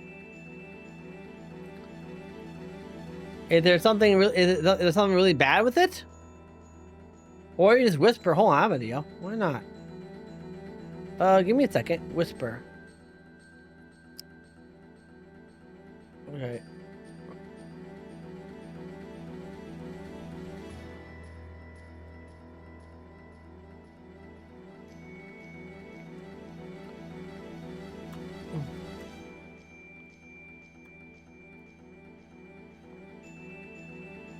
Hold on a second.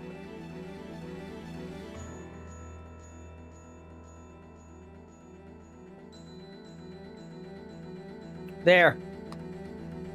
I really cannot give up any of my Discord data because I've had a friend who got hacked. Guys, his account hacked and then his server got hacked, and I don't want to like. I try to protect my Discord best I can. So, it's security and safety reasons for myself. That's all it is. So I just started a whisper with you, so try going through that. Okay. I can see it on my screen. No worries. His children. Eve, what? A spell is talking, saying she's sorry? What?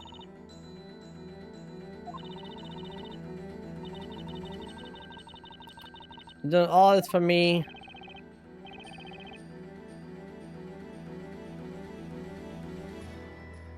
I spell you're with us again. All this for her. Well, well. At last, it appears we are one step away from the truth.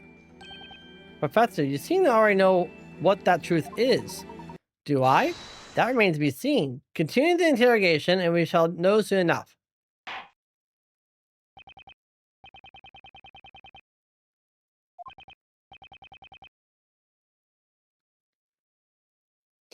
Continue, as you wish. Okay, so that was 5.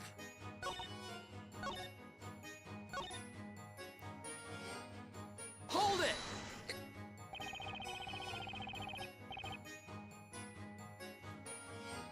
So as you,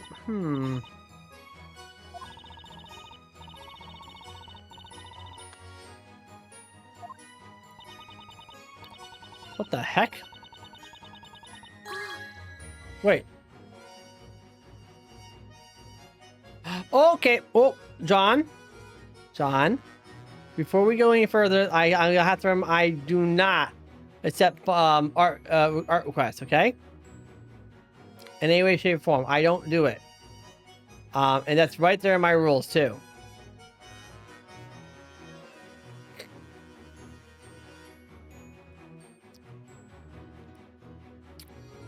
John, rule number 4.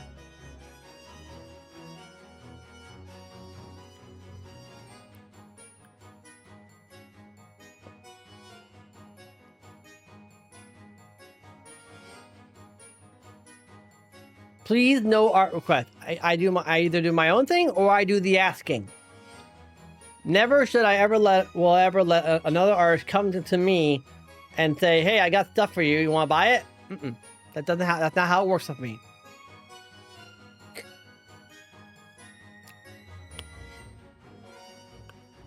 Because, honest to gosh, I liked how my stuff looks. I think I like the cool I like the colors and the angles. I like the hard lines. I like that. And I like the fact that I made all that myself, too. Kind of makes it special to me, you know? Hang on! Excuse me, Espella? Espella, you okay? Okay, John, no.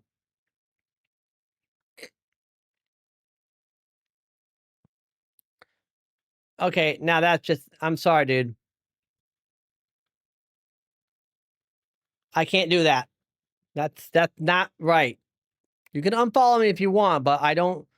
But I'm not letting that happen. That's a follow request. That's a follow bot request, and that means botting, and that's nothing against Twitch's rules. You're timed out for 10 minutes. I'm sorry, but I can't allow that. I'm a hobby streamer. I do it myself. I don't care for follows. I don't care for community too much. I hit push button. I play games on a stream and have fun. That's all I care about. Okay?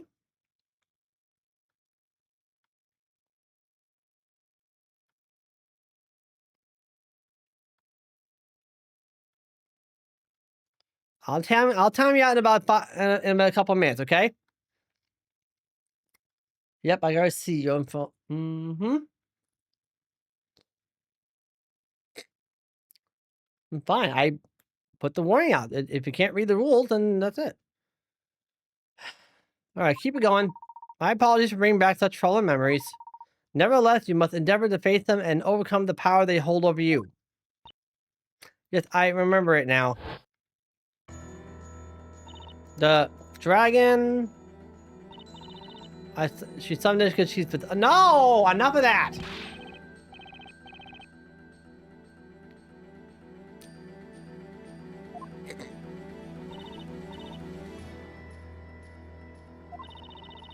It wasn't an illusion, it was the fact, huh? Yeah, right.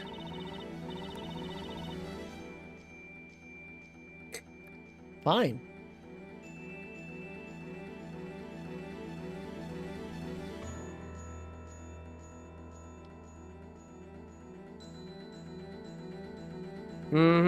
She had to run the bell, huh? What the? She's ran away? After her. She's running the bell tower. Darn it, she's locked herself in. No use, we'll have to break the door down. The door to get in. I'm not repeating that. Stay away from her. Oh, come on.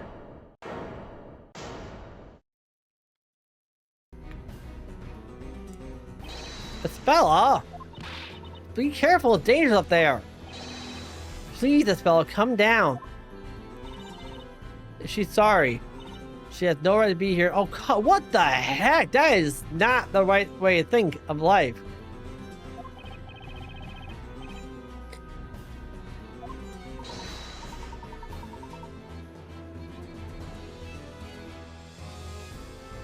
One second, folks. Just checking a few things. Do not make any hasty decisions.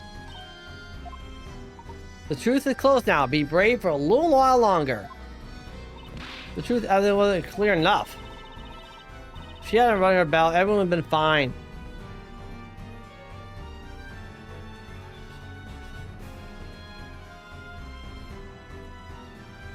Objection. Objection indeed.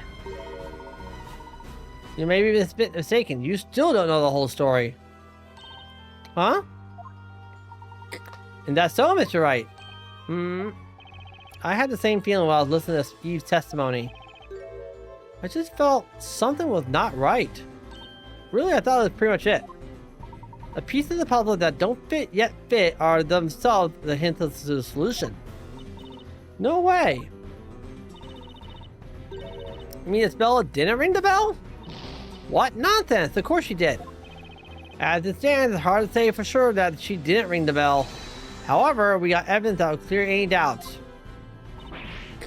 Show us the so-called evidence you claim to have then. Didn't ring the bell. So, take that indeed. Espella, can you hear me? Yes. Where you're standing now is the same spot where you saw this dragon? Yes.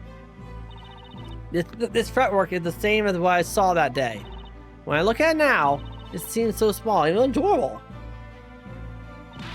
Defense, what does this have to do with anything? As you will no doubt recall, Mr. Cantabella told that people who drink the water have serious suffering condition.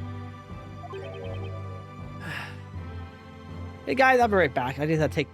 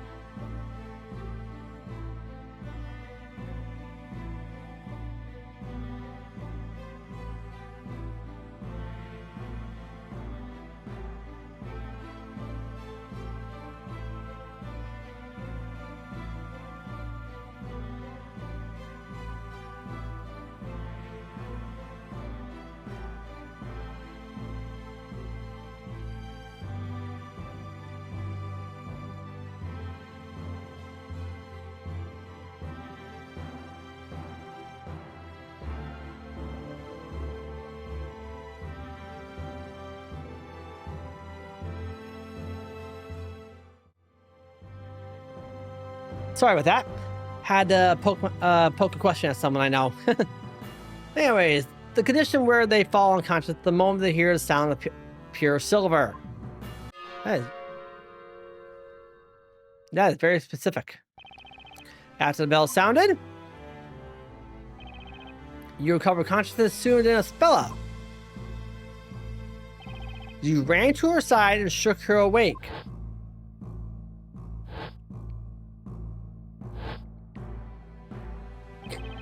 As soon as she opened her eyes, she saw the fire dragon. And that got engraved into her memories. In other words, if it was Espella who rang the bell, that would mean the device for ringing the thing must be very close to the fretwork of the dragon. Espella, can you please check that for me?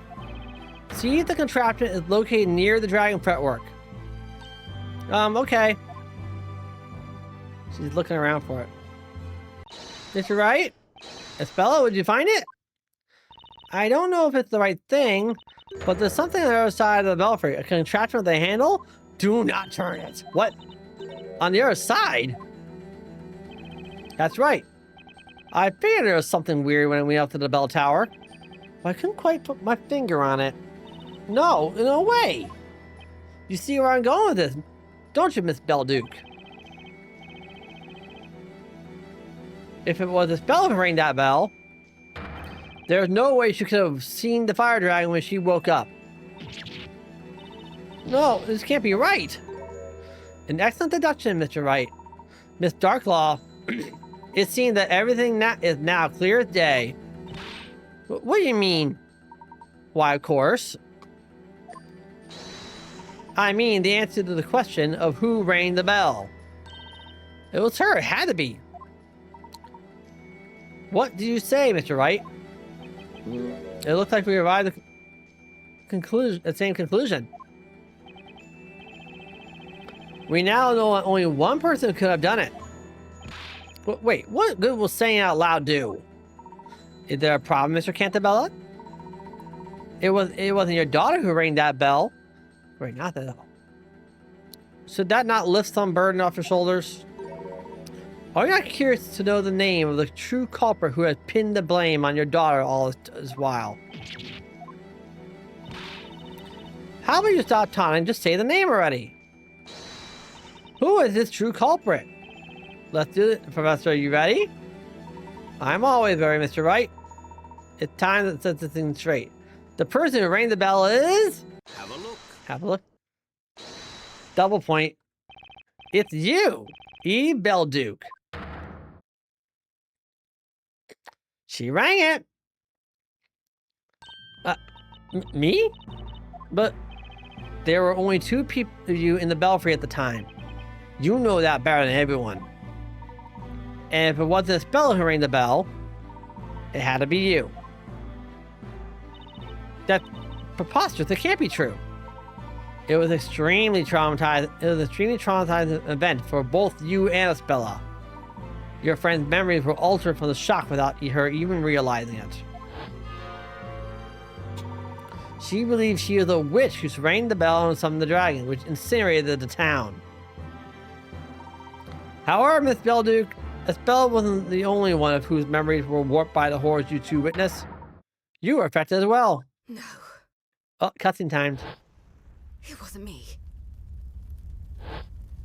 She's She rang the cracking! bell. It's a breakdown! It was her, not me. It's got Majora Mask graphics. Why? The weird motion blur thing. What are these flashbacks? I've never had these before.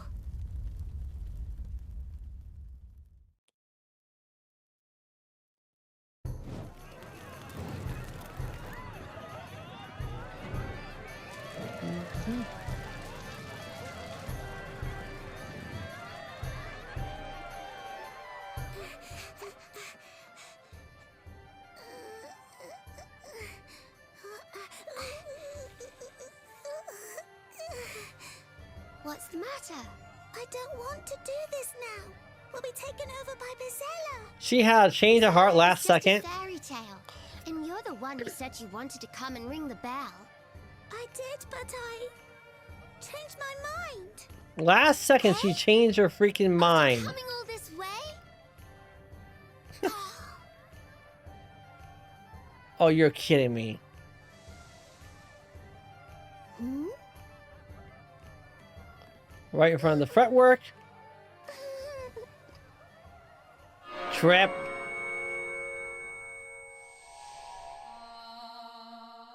Wow.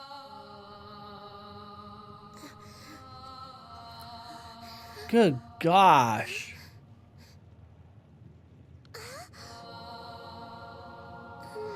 They didn't even know any better.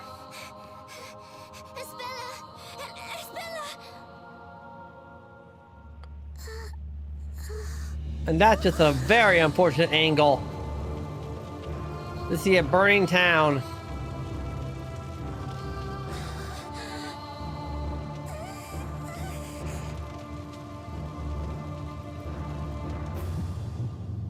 That's a very unfortunate angle.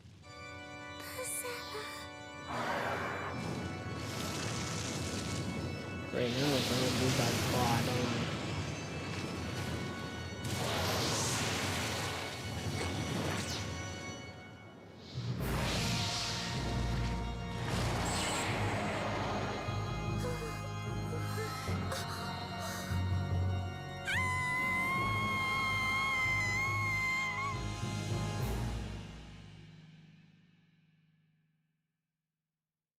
Well, that's horrifying.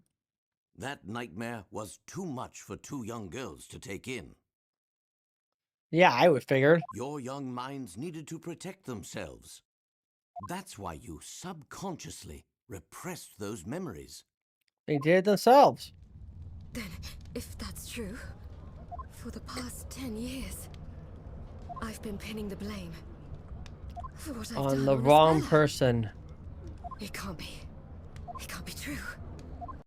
It's impossible. Oh, she poofed. Ah, Darkloss just disappeared. Up in the road again. she's donned the invisibility robe. She's running away. But did you hear that? It was her that wants to destroy this town.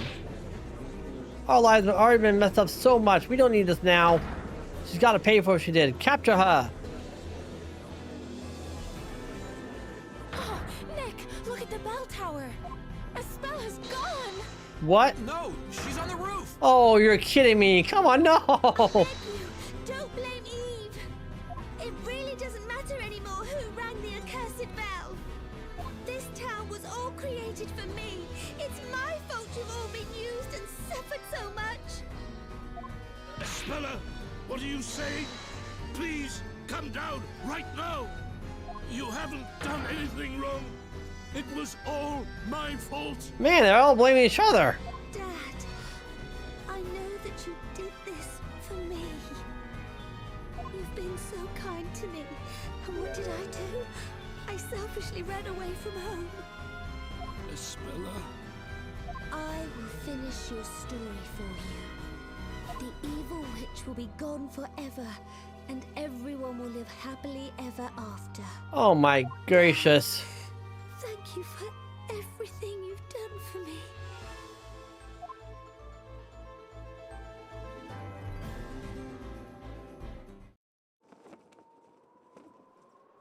Wait! Don't do it, Espella! Oh, I want to look at this the whole time. Whoa.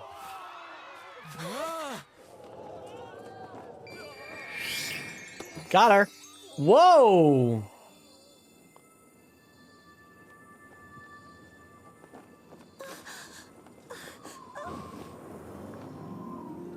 There goes the cloak. What are you? Eve. Would someone get up there and... Isn't that Darklaw? Yeah, it is. Why, Eve? Why would you? I finally remembered everything I've done. You're not the only one who remembered. You still have the Okay. pendant. That's all the trial. That is it. Of course. Okay. That's because somehow I always knew it was important to me. Espella, You kept your pendant as well, didn't you, Eve? for some reason, I just couldn't let it go. Espella! Miss Darklaw! Quick! They'll fall if we don't do something! Let's go. We have to save them. No, you won't make it there in time. Why? The wooden handrail Eve's holding onto is rotted through. We need some sort of magic to save them. No way! Magic, you say? Oh, yeah. Layton coming through with a good one. If a bit of magic is all that's needed to save these two young ladies, then perhaps that is something I can arrange. What? You can?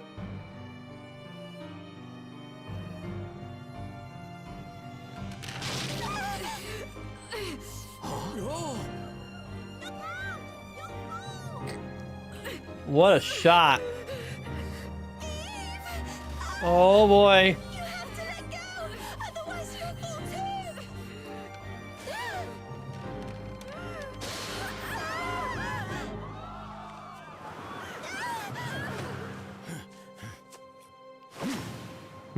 too!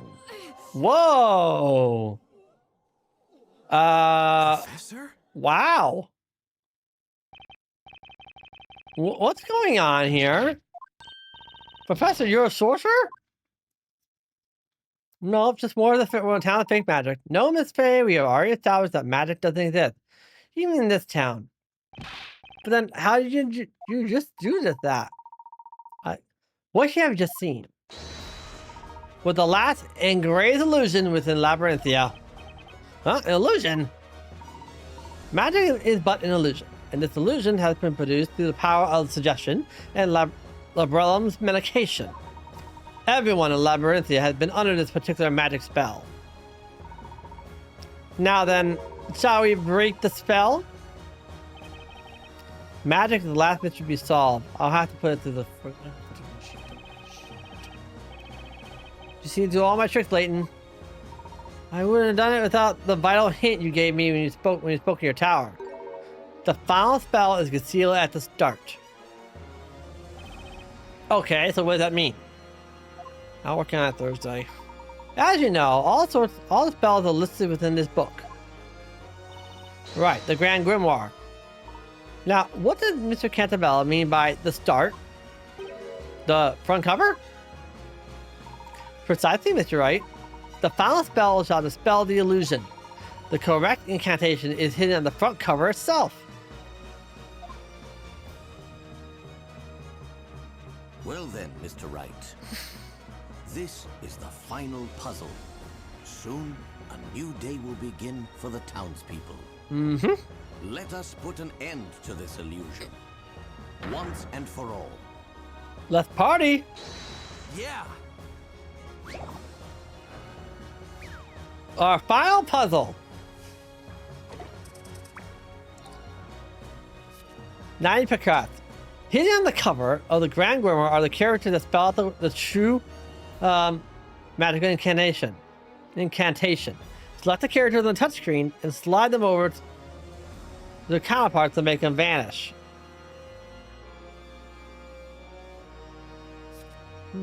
What's mean by that? Oh, I get it. Drag it from the center, huh?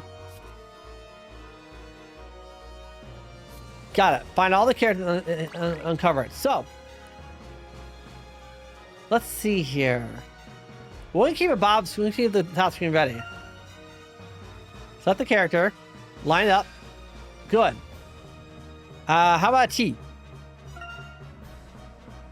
Here? Good. Little lightning bolt S. Perfect. Let's see what else I got.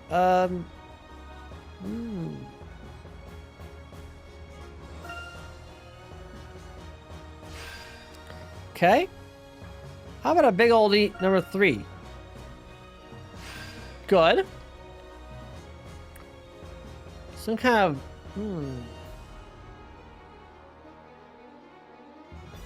some with a dot in it? And that's with a dot in it? There's one.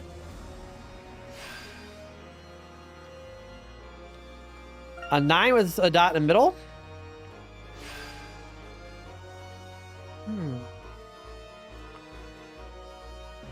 Oh, I see it. Almost there. Okay, something with like a cross in it? Oh, I see, I'm dumb. There we go.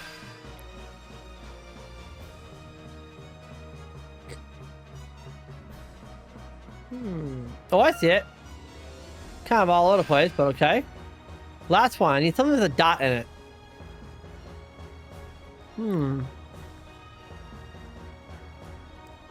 Oh, wow. That is sneaky. Very sneaky to hide. Got it. Let us think about it together. Done. Game, set, match. Answer.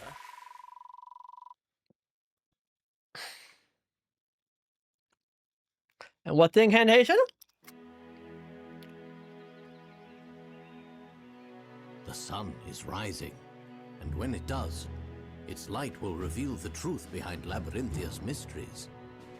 Oh, some words. Now, Professor? Yes. Shall we, Mr. Wright?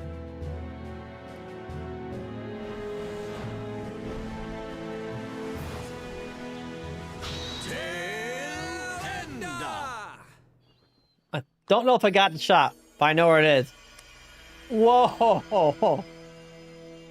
Dude! We went from medieval to steampunk. Look at that. Cranes gritting.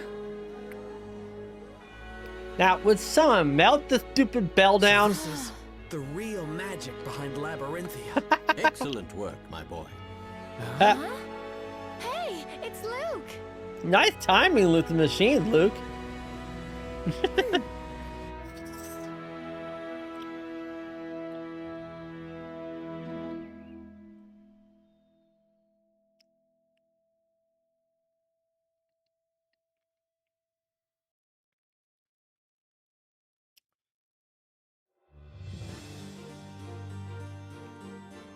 Oh, man, what a wild mix of... Hang on a second.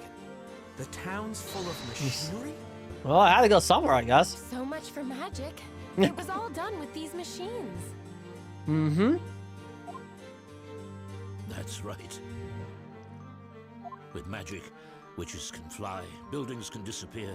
Those are no easy feats to stage. To make all those incredible things real, we needed a great deal of machinery. Couldn't he have just, I don't know, made the magic a bit simpler? A witch would say the incantation, and shades would stop time with their silver bells. And they'd go wild with these machines, making all sorts of crazy stuff happen. That's so cool. I'd love to try it. No, we just have you just go wreck the ball. Crash course before operating the machines. Not bad, hey? Yes, Luke. What would we do without you? So when's my turn? I want to pick something up off the ground and make it fly through the air. I wish you'd stop looking at me when you say that. Well, Poor in any Phoenix. case, I think we should head back to the courthouse. Right you are, Professor. The judge might have fallen asleep waiting. Yes, yeah. Oh my gosh. The sun has risen above Labyrinthia and has shown us our town's true form. Well, I really don't think there's any need for a verdict anymore. The witches on trial weren't witches after all. I am deeply relieved that those I have sentenced are still alive and well.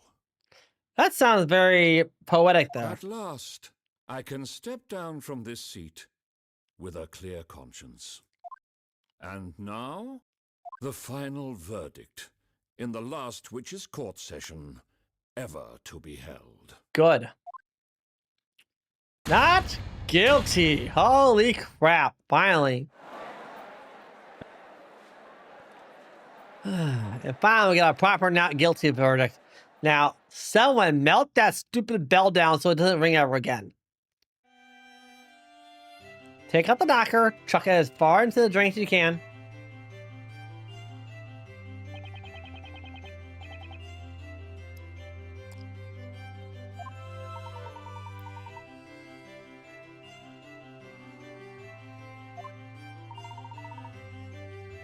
A gentleman always fights the truth. I could not have done otherwise.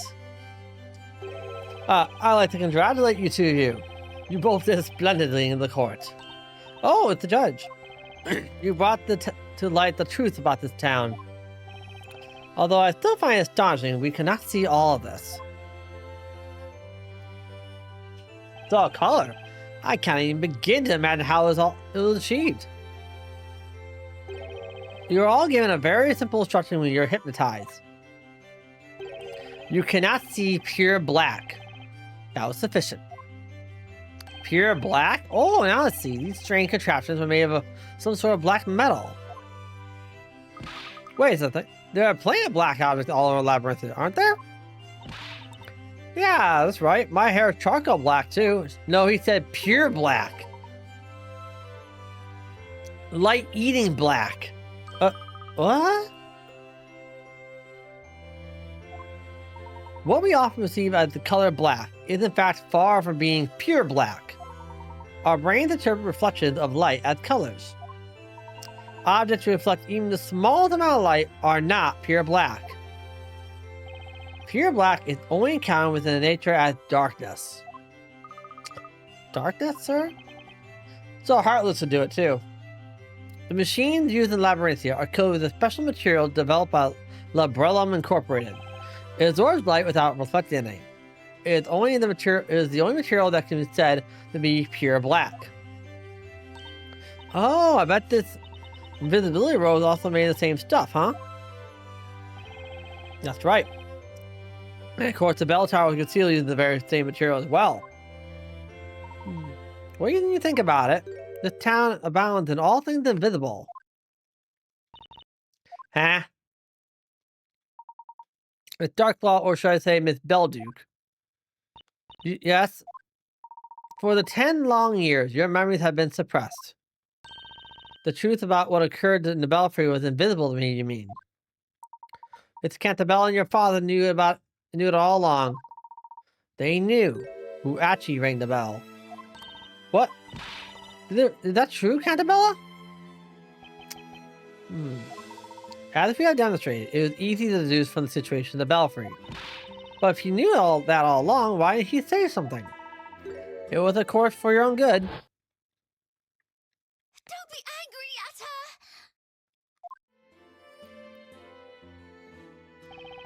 her! You were trying to pin the blame for that disaster on Espella. Yes, she was, but if you knew that, why'd you keep quiet about it? If you had only scolded me back then for lying, maybe Espella wouldn't have suffered so much trauma. It was your eyes, Eve. What? Your eyes weren't those of a liar. You believed in what you said. You truly thought it was Espella. What you saw was too much for you to bear. Your mind blocked out the real memory of what happened in order to maintain your sanity. Had I called you a liar then, you would have probably suffered a mental breakdown. Or worse, if a Persona-style mental shutdown. Ugh, that would have been bad. I should play that still. Mr. Cantabella and your father created this town. You were mistaken in thinking it was purely for Espella's sake. It was also for you, Miss Belduke. Remember what your father wrote in a suicide note. I have only two concerns. The first is my daughter. It pains me to be leaving her alone in this world, although she probably doesn't think of me as her father. I had an argument with my father once. He was always thinking only about the town and paid no attention to her. So you moved out and broke off contact with him. But you're wrong about your dad. Not a single day passed without him thinking about you. He helped to make the story I was weaving a reality for your sake. She's been so ignorant. She was so convinced Newton was driven to suicide by him. Your father couldn't bear the sense of guilt he had accumulated over the past 10 years. Even though he killed himself in the end, I believe you're always the most important person to him.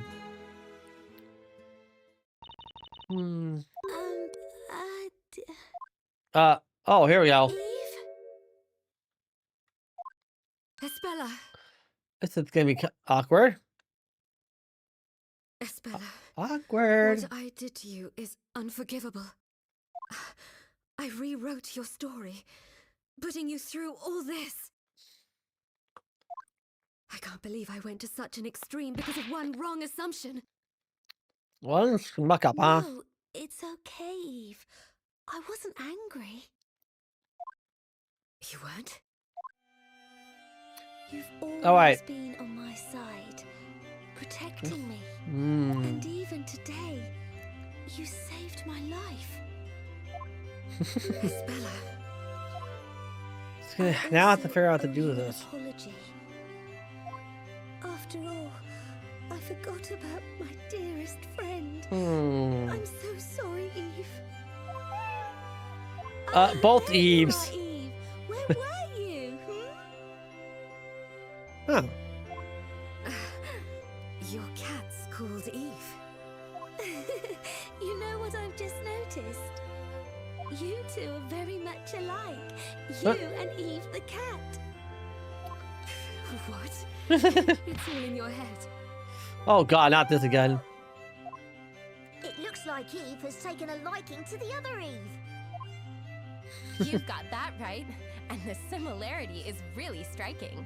Hair horns, the ponytail on the back like a cat's tail, yes. Oh dear. Hey, listen. Shut up, Navi, I got enough problems today.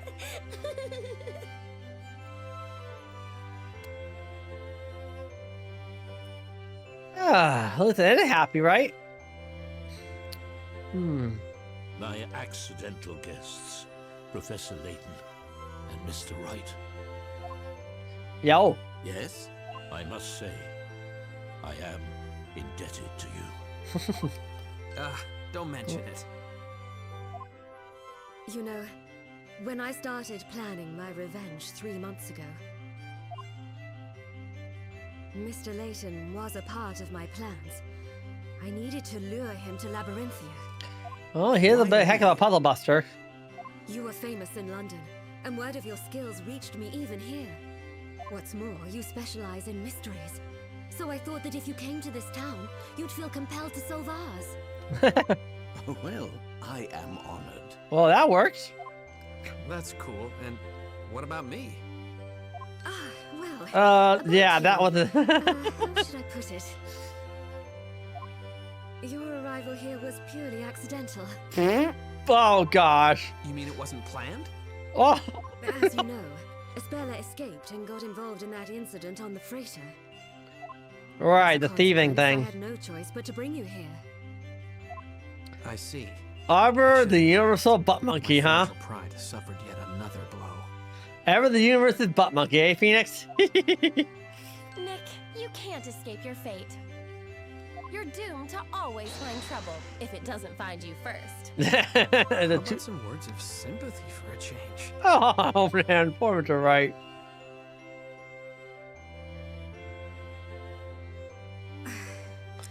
I am... So much conversation, I want to put it away. I hit the end. I'm not going to be going to the special episode, The though. last 3 months was revenge. Whatever your intentions were, the last witch trial has ended in the best possible way for this town. No one's dead. Everyone's okay. Correct. And I In got your so much judgment. to turn over. You always are. You're too kind to me. I thank you from the bottom of my heart, Eve, for opening my eyes. Sorry to break up this little happy ending, but I sort of got an important question. Why were you going to end the story? That's a good question. Only Newton knew the real reason. Uh-oh. I am suffering from an incurable illness. Oh, no. What? Oh, that's... Of course it is. Dad, you're ill. Is it serious? It is a rare disease with no known cure. That Why sucks. didn't you tell me? Had I known... I wanted this to be my secret. I suppose that was a bad decision on my part. I thought I'd finish the story before I died and lay the foundations for a new world. Honestly, I was desperate. I didn't much care about Labyrinthia anymore. Oh. Dad, why did it have to happen to you? Especially now that we're finally back together. Oh, that's sad. Cheer up, Espella. How can I? Labrellum's new drug development center contacted me a short while ago. Oh, They have succeeded in creating a new medicine, thanks to Belduke's research. Oh. It's a top-secret wonder drug for my illness. hey. A wonder drug. I wonder who's behind that one. Newton had been working on finding a cure for my illness until the very end. That's cool. It would seem that the cure was his final gift to me. Well, as long as it come after Amir's bottle. Newton was the truest friend I ever had. I'm going to undergo surgery. Do not fear. I shall return. So stop making that sad face, Espella. Dad, will everything be back to how it once was? We got a lot of machines to take down and get rid Of of course it will. and sell. And Eve, will you still be my friend?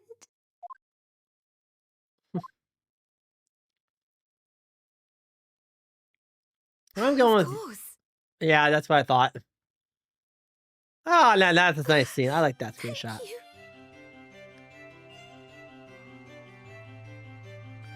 I'm gonna take that screenshot and use it later. Once I figure out how to isolate out their stuff. Cause that was messy. Yeah. I'm gonna drop by Mrs. Claire's bakery. She's got so much to tell her. You mind if she goes? That won't take long. Of course not. Please do. Looks like Eve wants to come too. Which one? What? Oh, you mean the cat? Isabella, mind if we tag along? Not at all. You're welcome to come. Awesome. Well, let me get some tasty baked bread out of this. I thought we were going there for a different reason. Anyways, I'll be off with him, Professor. Pass on regards to Mr. Claire, Luke. Oh my goodness gracious. So much puzzling. That was a difficult case too. There's some holes that are really kind of tough to suss out. So what's going to happen to the town? I released everyone from hypnosis.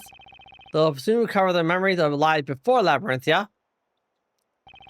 As today, Project Labyrinthia is over. Ah, I see.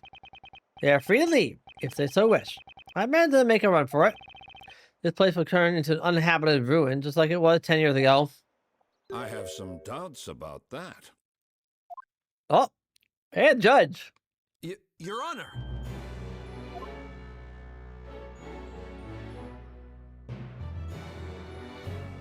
I now understand that this town is an artificial creation of yours. Nonetheless, to us Labyrinthians, the past 10 years were real. No one can yet tell how this town will change. However, it is possible that some people will want to stay. Who knows? Perhaps you will find yourself creating a new town along with them. Just melt the stupid bell. Yeah, just melt the stupid bell, please. I am no longer the judge, but if possible, I would like to remain here. You have my gratitude, Your Honor. You need not address me as Your Honor anymore, Sir Storyteller. I think we hit the end right then and there. Oh! And so, the last witch trial has drawn to a close. Ah. Oh my goodness gracious, golly goodness. Let's see what's going on. If it's credits, I'm gonna put the BRB for a minute.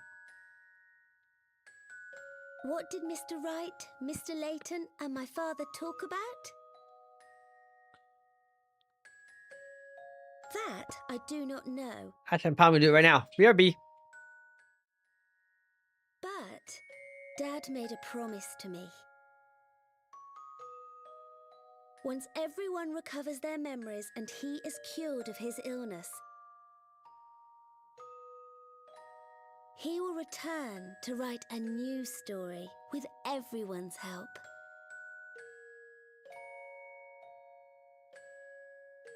This time, the story will be real without any lies or illusions.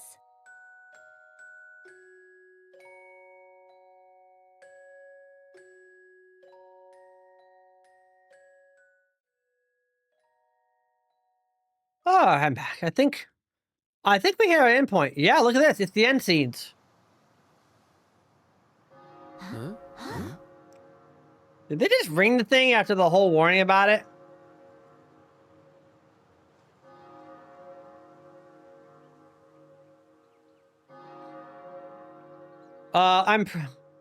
Or maybe they set the cure to make the everyone not faint, drop dead.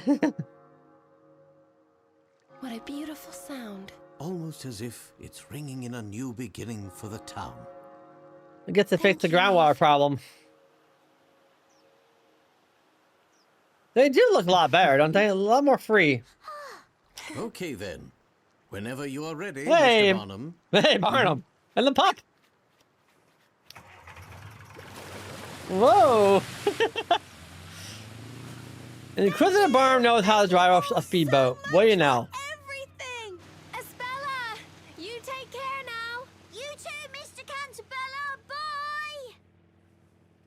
Be sure to visit us again! You can bet on it! I wish all of you the very best.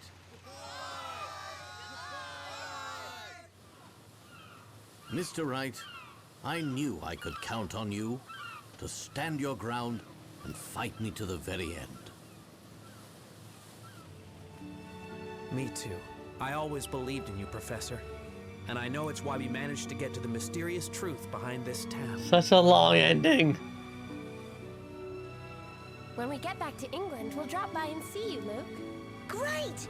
I'll show you around London.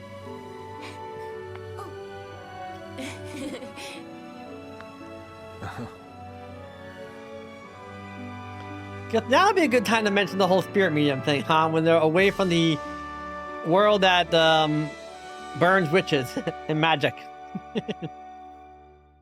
And that, as they say, is that. As a reward, they put up a golden statue in Layton statue in the city, which is, I think, is hilarious. So, caps up there. And these lots of lessons. All right, holy crow! Was that a mix and a half? That's like a long game. So you can sort of see in my capture sub how I see the game and how it works. So basically, it's I had the top screen on main, so I get the best resolution. While I had the top and bottom screens in the other side with the easy way to click mouse controls. All right, so yeah, this is a great little game. I always enjoy playing doing the puzzles in this thing, even if I miss a couple every now and then, or screw up the cases. I am not the best at sussing out word puzzles like that. I know it. So, ooh, yep, I know. Let's get up and stream. This is a stretch, huh? Turn this on so it's easier, huh? All right. So, my goodness, need a good stretch. So, towards the end, I will discuss it later, probably in my Discord, what to look out for. And what not to do, sort of thing. Because what happened today was kind of upsetting and iffy in my eyes. So I'll have to like point out and just sort of, make sure it doesn't happen again. All right. So, anyways, let me do this.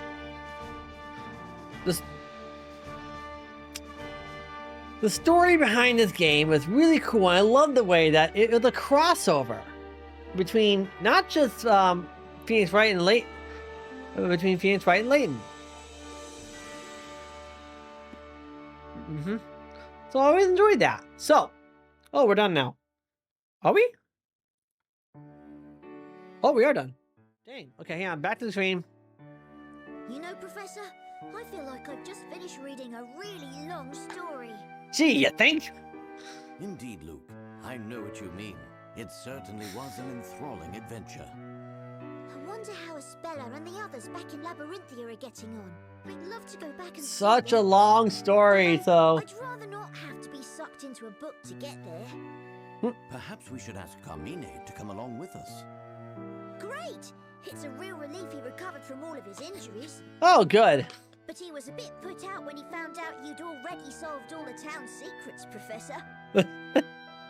Whoops. Well, we mustn't forget that we didn't solve them all by ourselves.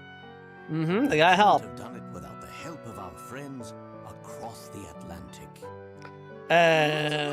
Did the game take Back in place? your waiting courtroom somewhere? I'd wager they may well be, Luke. Across We the must Atlantic. make our own preparations. There's a brand new case that requires our attention, and that means a brand new set of puzzles to be solved, my boy. They really enjoy the puzzles, don't they? By the way, while they're talking, let's go look at Maya and Layton. I'm sorry, Maya and Phoenix, huh? Because they're still going at it. Hold it! What's the the matter, Wright? Has the cat got your tongue? It's Edworthy voiced. Or are you still in a holiday kind of mood? Perhaps your mind is as clouded as the English sky. Any hints, Maya? Not really. If only the professor were here. I think at this point, you've got to use that patented spell of yours, Nick. Oh, here we go. Spell? Every Ace Attorney game and likes it. Earth to Nick.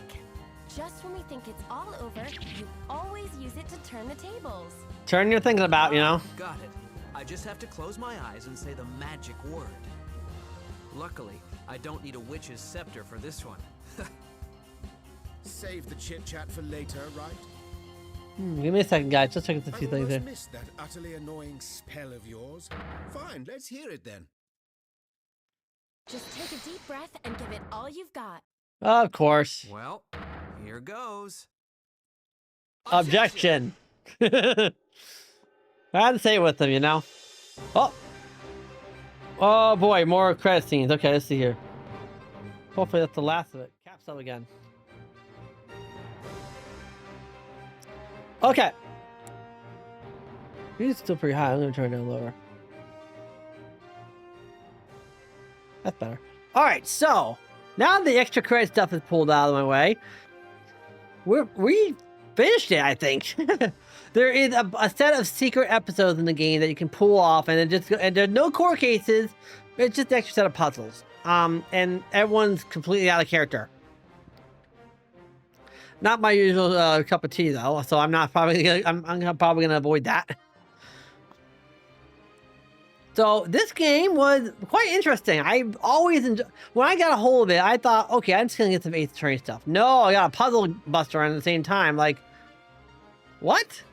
That threw me off massively. Yeah, and I greatly enjoy. I did not expect to enjoy those puzzles so much, and I did. So yeah, that was actually a lot of fun. So what else? It was quite interesting to see a cross between two franchises like that. It was a lot. It was pretty cool and different. I like that a lot too. And honestly, guys, if you get the chance to play it yourself, especially nowadays, now that Nintendo shut down the eShop store and you have to find the chip, and you have to manually go out and find the chip. If you got a chance to play yourself, go for it. All right. There's honestly, it's a lot of fun to play, and it's plenty of good, plenty of fun. Okay. Let's see here. How do I? I wonder if I can. Okay, let's see. Controls. C stick. Is this using my Xbox One? Okay, hold on a second. Let's see if I can get around this. Let's get credits, because honestly, I'm kind of tired.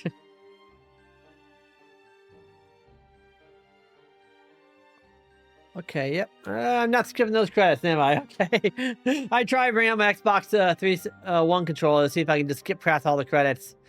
Of course I can't. Oh well.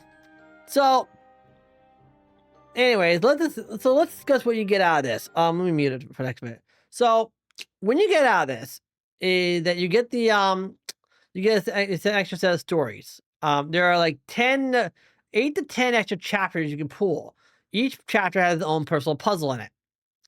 All the characters return to Labyrinthia for a little bit of a holiday, a little vacation, and it's just silly in a fashion. So, if you want, I'm not going to play those chapters because I need to go to bed myself in a little bit. And I'm hoping that there could be a very quick court case. Oh boy, was I wrong! I was zoomed in the whole time. All right, but it's done. Oh, dang it! I dropped my phone. So, so another thing that I will be discussing this one on my Discord server as in the announcement sector is, well, I will discuss it there and then. Okay. Oh, that just dropped. Fun. Pokemon Go. Pokemon trading card game Pocket. I play that on my phone. There is a command for it. I don't remember what it is off the top of my head. So, I'll update that in a minute after the stream is done, so I don't pull 50 gigs over a phone line. Ugh. I had a lot of fun with this. This is a great little game to play every now and then. And I enjoy playing through it and just experiencing the story. That being said, one thing I don't enjoy is the extra long court cases sometimes. Thank you, bot. And the oddball incidents, I should say. So I was, again, discuss that later. So when I first played it, I did not know a darn thing about Professor Layton. Not a thing. I didn't know anything about puzzle busting with a DS, a stylus system. I didn't know how who Luke and Layton were, what they could do. I didn't know anything. So this one actually kind of got me inspired to put to get a hold of and purchase all the games I could for Professor Layton on my phone. So if I ever get an iPad, I can capture my iPad and play it there. So not sure yet. But it's just gonna take time. That's all. I think we're about finished there. Okay, cool. Bring it back to here. Really? This is battery low just now? Fun. Okay, there you go. Oh my goodness. Let's see what it's doing now, huh?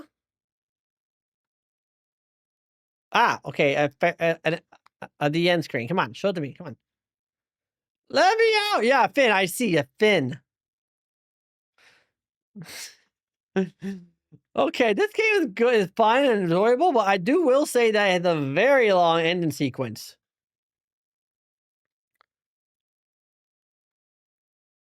Oh yeah, turn it all down.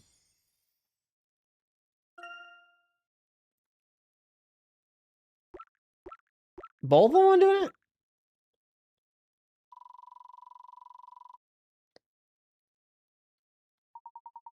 Well done. You just cleared the game.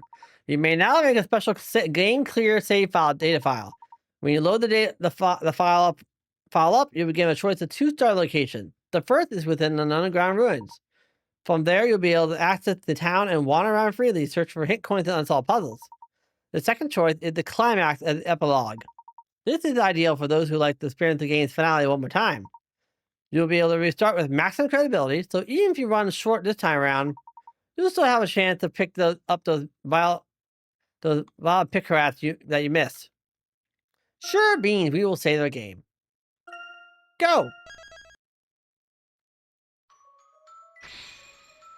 We also had the extra bonuses and the extra content. So when you play the game, you can go to the secret story stuff. So we're not doing that because I'm tired. All right, that's it for me tonight, guys. I'm not gonna rate anyone because it is pretty late for me right now. I'm kind of tired. If anyone knows the person to rate, I do it. So, anyways, if you haven't done so already, if you're watching the stream net live right now, if you're watching the VOD, or if you're watching here on Twitch, or if you're watching the VOD over on YouTube when I fix that, because I gotta fix it now. Drop a follow on my Twitch channel here, because it's a simple way to support me. I don't mind doing it. And I don't mind anything else. I don't want money. I don't want to spend money. I just want to stream and have fun. Anyways, I also have 3 offlines: a Twitter account where I post schedules, go lives, and thank yous. I have a Discord server where I respond best offline, as well as do have one of my IT service, and finally a YouTube server where I post the VOD, like this one will be in the future. So give everything a look when you get a chance. Don't forget to hit that follow button. And when you visit my YouTube channel, hit subscribe to the channel to get for the updates. Okay. All right. So I'm tired. I'm kind of and I got a good. Now I have more work for me to do. So thank you guys very much for watching. Make sure you just listen to the chat rules, because otherwise bad things happen. And I will see you tomorrow for some other M action. Later and good night.